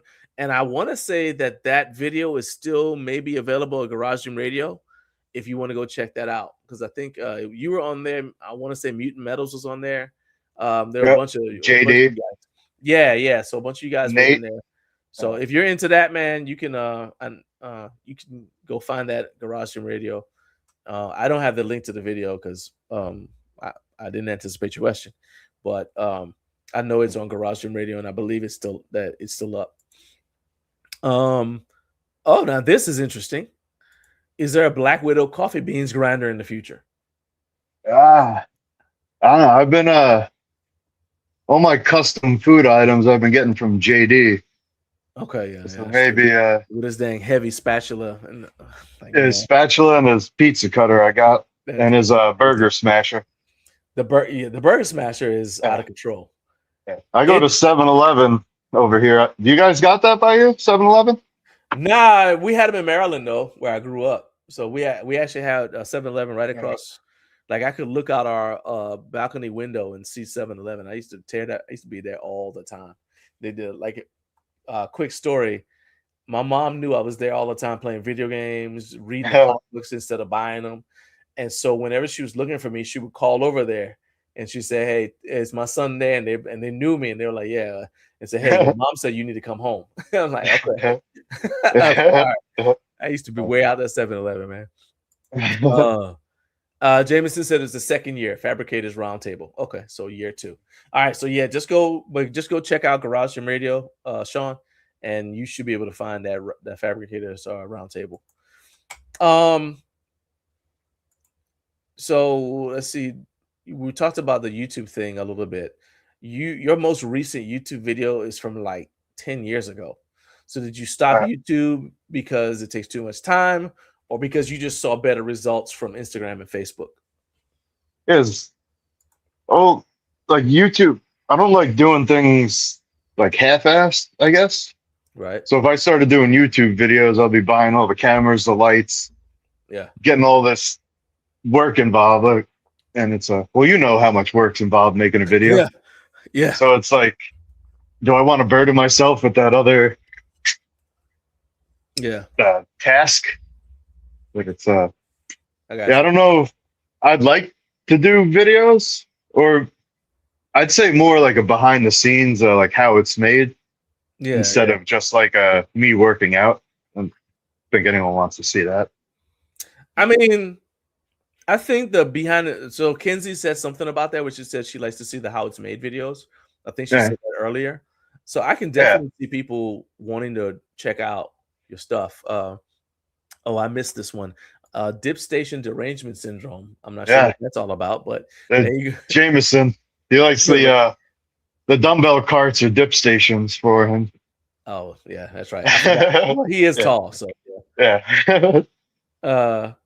let's see here. Eric said, I think all the small fabs that get along should form a co-op booth, the big booth with all their stuff, because he said the small booths get passed over a lot. Yes. Plus, JD, Nate, Dean, all buddies would allow each other time to do a walk around as well. That is actually a really good suggestion for you guys to do a collab booth. I think that'd be fantastic, actually. It'd be like what's the thing? You know, like at like the little local craft fairs they have. Uh-huh. Yeah, it'd be kind of like a mini craft fair right there. Um, Yeah. I think I think that'd be kind of cool. Um, so I know I would definitely watch because I watch those how it's made videos, like where they show like the barefoot dudes from China or whatever or Yep. Vietnam making. Like, I watch that all the time. So I would definitely watch somebody who's working under OSHA standards do Yeah. it as well. You know, Yeah. I definitely watch it. I mean, Yeah. because and think about like we have those shows like Fast and Loud and Counting Yeah. Cars. You know what I mean? Like where they're showing like how they refurbish the cars and bring them back to life. I think something like that would be phenomenal. People would love watching that. Because you Um, saw, I'm sure you've seen JD's machining minutes on his Instagram. yeah, He's just wearing his meta glasses and recording him working. That's like his most yeah. viewed stuff. I'm telling you, It's people are fascinated by that stuff. I think you'd get yeah, all kind of views. yeah. The machines running look pretty damn cool, and it would just be cool to see how it how much work's involved in something so simple. Yeah, And it's I think yeah, so. I think so. yeah, Um. All right, so let's at risk of giving your wife more emails to read, talk us through the process of placing a custom order. So somebody wants a custom piece, whatever it is, from yeah, Black Widow training gear. What's the best way to reach you? yeah, And yeah. I kind of know the answer to this one, but what's the current wait time on orders? The way to reach me on, let's see. I'm just pulling up my website quick here. Like, Okay, is so it because I remember you told me that one time the best way to reach you was just was DM on Instagram. Is it still yeah, that, or is it better? no, if I don't follow you on Instagram, you don't go to my inbox, and I'm Yeah, yeah, not yeah. searching through my requests. And then, like I said, if someone asks me for a custom rack extension, they don't understand why it's twice as much money as the one I just had to put a label on the box. Right. So it's, I got to get better at that. On my website, I did custom. I'm trying a new thing out. I started last week that Okay. I have a custom order. I'm Oh, only okay. doing 5 at a time, and it's $150 to get a quote. Okay. If I can't do it, I'll refund you. And if I can do it, that $150 will go towards the end price. And then as I complete one of those custom orders, there'll be a slot open up. Got you. So my 5 are filled up, and then I have 32 people waiting for those 5 to get finished. Wow. Okay. And then, yeah, it was overwhelming. That sold out in like 5-10 minutes. Wow. And I didn't even put a link up to it. I just mentioned it in a Facebook or an Instagram story. Hey, the proof is in the pudding, man. Hey, Uh, and so like if something in stock, you said you can get it to people in 3 to 5 business days. Something yep. that's popular is going to be 2 to 4 weeks. Made to order is 6 to 8 weeks, and then you're saying full custom builds. Hey, God, good luck and Yeah. God bless. But Yeah. that's what that is when you're in demand. And I would say that the demand probably also helps with business because people know, if he's backed up like that, it's because it's Yeah. good, and it makes all the pieces that you do make a little higher quality, a little higher value. Let's so you said you're not really sure what you're going to be doing with Home Gym Con.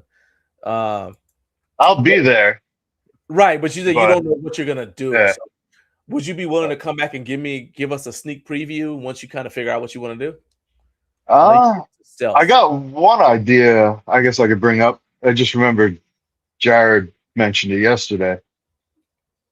The one idea I had was releasing a second line of gym equipment, calling it Widow. And it will be more like stainless, high-end finishes, Wouldn't Oh, be boy. for your average You just broke the person. internet. Yeah, like a bespoke type brand. Not getting rid of my original brand. It'll just be like Sure. the Yeah. Yeah. Widow Yeah. line. Yeah. Yeah. So maybe introducing something like that for Home Gym Okay. Con. All right. Sean said it's not just the price; you're also paying for the years of experience that you have. Right. Jameson wants to know if strongman shows are hitting you up for big pieces. Yeah. Surprisingly, no. I thought I would have gotten at least one from what I did in last year Home Gym Con. Yeah. Because the feedback I heard from the competitors was it worked good. They liked Yeah. it. And but I don't know. It seems like a lot of strongman gyms and competitors have like that one local union welder guy that trains that builds Yeah. all their random equipment. Yeah. So it's And I mean, strongman's like to a a certain extent, they're just like lifting random stuff like fire hydrants and pieces yeah. of junk cars, and then I'm like, okay, whatever. I got you. Yeah. Um, But it's, I'll just make sure that we didn't miss any of the questions in there. I think we're pretty good on that. So yeah, I think yeah. I definitely want to get you back on before Home Gym Con again, just to kind of like see where you are, like if you made a Yeah. decision about what kind of stuff that you're gonna take there. Right. But dude, I really appreciate you coming on here. The Right. only issue I have is I'm looking at the shirt you got on, Yeah. and I feel like we've had this conversation before. You know where I'm going with this, Yeah. probably. And then I want to see. I was looking, I think Chip Birdie had one on. Yeah. Yeah, I think he had one on in this video here. Yeah, there we go, right here. So I don't want to thinking that I just made this up, okay? But Yeah. Dean and I have had some conversations about shirts and I feel like I'm not being heard right now. I kind of feel like I'm not being heard. So let's What size are you? so yeah, okay, there we go. Extra large. I'm still extra large. Extra large dude. So Well, the thing is, with my shirts, look what he's got. I get these from Forever Fierce. Okay. And the reason I did them. Is that where Chip got his? He got his for okay. I'm listening. Because I don't have to. They drop ship them for me. I don't have to touch it. Like the worst thing is putting a T-shirt in a box for me. What is the link to Forever Fierce? Just send me that link. I will buy it. I don't mind buying it, but I don't think it's up there anymore. Oh, I'll see if I got any. Seriously. Oh my. Yeah, they only sell it for like a week. They list it on the store, but I'll see if I could dig one up. Okay, extra At large. my, Extra large. All right, that's fine. I'm not mad. I'm just pointing out that this is a situation.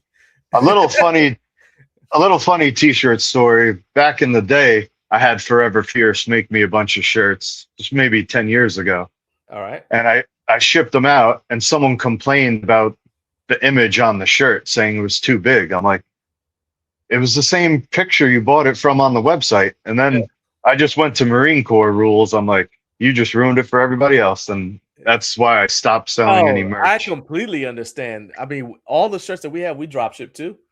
So unless it's like a shirt that's like for us, or like this shirt I'm wearing here, it's pretty much a shirt that I just wear for the show and for whatever. But yeah, anything that people are buying, it's drop ship because I don't want to deal with it. Also, I remember we had a banner, and I'm grateful to the dude, but this guy wanted to buy one. He lived in Germany, and it cost like $100 to ship to him. And so I was like, that's the last thing I'm shipping myself. And we've been drop shipping ever since. It was like, it's literally a $30 banner, and it costs $100 to ship it to this guy. And I was like, I can't do that anymore. So yeah, I got you. Jameson said, with John and Dean being states apart, I love how Home Gym Con brings veterans together from throughout the country. And he said, thanks for our service. I appreciate it, man. Thank you. All right. Well, dude, I'm going to let you go back to work because they're going to be mad at me if I don't let you get back to welding and manufacturing. So anything you want to let anybody know before I let you get out of here? Anything I know we didn't cover? Not too much. Just if you need to get in touch with me, email's the best bet. If you get creative in the subject line, get my attention maybe. But in all the paying customers that go through my website always come first. And I got to take care of those. Like, I feel weird doing like extracurricular things when I got paying customers waiting for their gear. So Yeah. they always come first before other people. Nice. Okay. But, thanks for having me. And you just made that sound really dirty, talking about extracurricular things on it. I'm gonna let you go on that note, dude. Yes, Thank sir. you. Like I said, you're a lifesaver, man. I can't wait to No see you at problem. Home Gym Combo, man. Take it easy Yes, there. sir. Have a good day, guys. All right, later. Right. All right, so that was my guy Dean from Black Widow. You guys make sure he's a busy dude, but the work that he does is 100% worth it. When I say busy, I mean he's already gone. So a lot of times when I end an interview, the person is backstage for a little bit because they're kind of listening or whatever. Dean got done and hit the off button and he's gone. All right, so he is already okay. He's already probably working. So he's 100% worth it. If you are interested in doing any kind of collaboration or you just want to order something, just visit blackwidowtg.com and then go through the steps, follow the menu, and you will not be disappointed. I promise you. All right. So last segment is what I learned this week. And this kind of goes back to what we talked about a little bit earlier about the passing of David Hensler. After the tragic passing of his wife a few years ago. So his wife passed away in 2021. He passed away last July. And I said, you never know what people are going through. And I was reminded of this by David's passing.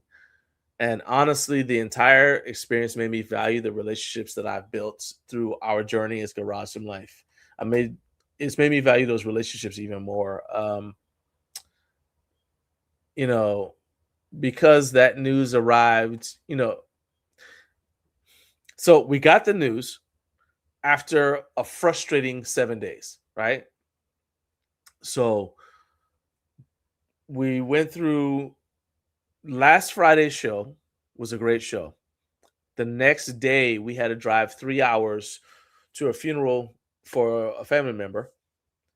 We did the funeral, turn around, drive 3 hours back, 3 hours and some change back.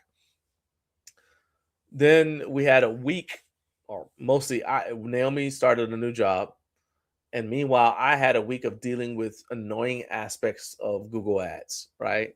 Plus, I had to deal with all the normal stuff that happens when you create content. And it had the potential to send me into, a spiral.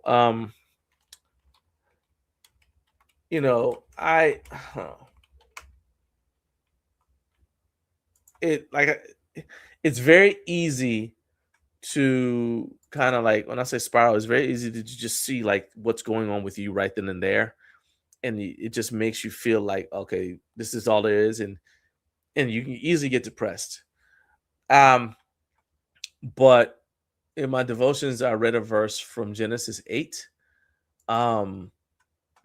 Genesis 8:1. And it basically said, it just reminded me that God remembers us even in the midst of chaos. It says God remembered Noah, right? He was during the flood. And it just reminds me that God remembers us even in the midst of chaos. And then the day after that, I saw a comment that Trevor posted on last week's live stream video. And essentially he was just saying that he was in the replay gang, that he was coming back to watch the show. But he didn't have to do that. First of all, he watched the show live, right? And he didn't have to come back, but he came back to rewatch it so he could catch the parts he missed. The fact that he wanted to do that, and then he took the time to leave a comment letting me know he was doing that, was encouragement that people are consuming and enjoying our content, which means the headache with Google, the frustration with the SD card, which is a real frustration, all of the 1,001 little things that go into trying to make this thing work, all that is appreciated because you guys keep on tuning in. And those two things were fuel for my fire to keep going. So I guess the thing that I'm saying I learned is it doesn't matter how frustrated I get. I need to remember that you guys, that there are people out there who value what we do. And it's really cool because we had Quincy and Reggie chime in today for the first time. Quincy says she just stumbled across the show. Had never seen it before. And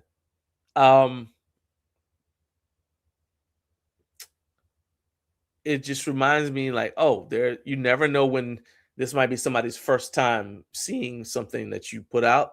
So don't be discouraged. Okay.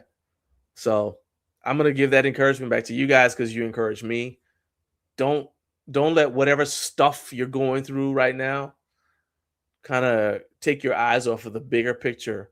The fact that what you do has value, you have value, and that there are people, there's somebody out there who will discover you for the first time tomorrow if you don't quit.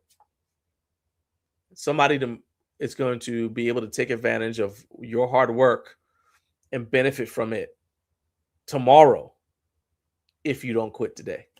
So keep going. All right. So that's it for today's show. Thank you once again to my wife, Naomi, for joining me today. And thanks also to my guest, Dean Shantz, who said he is knee-deep in extracurricular activities now. I appreciate you guys making the show a success. Next week, we got Sean from Colonial Barbell Club joining the show, plus more of the home gym news and reactions you guys enjoy. So until then, make sure you keep sharing our channel link to help us grow and keep stacking days. Have a good day. Peace.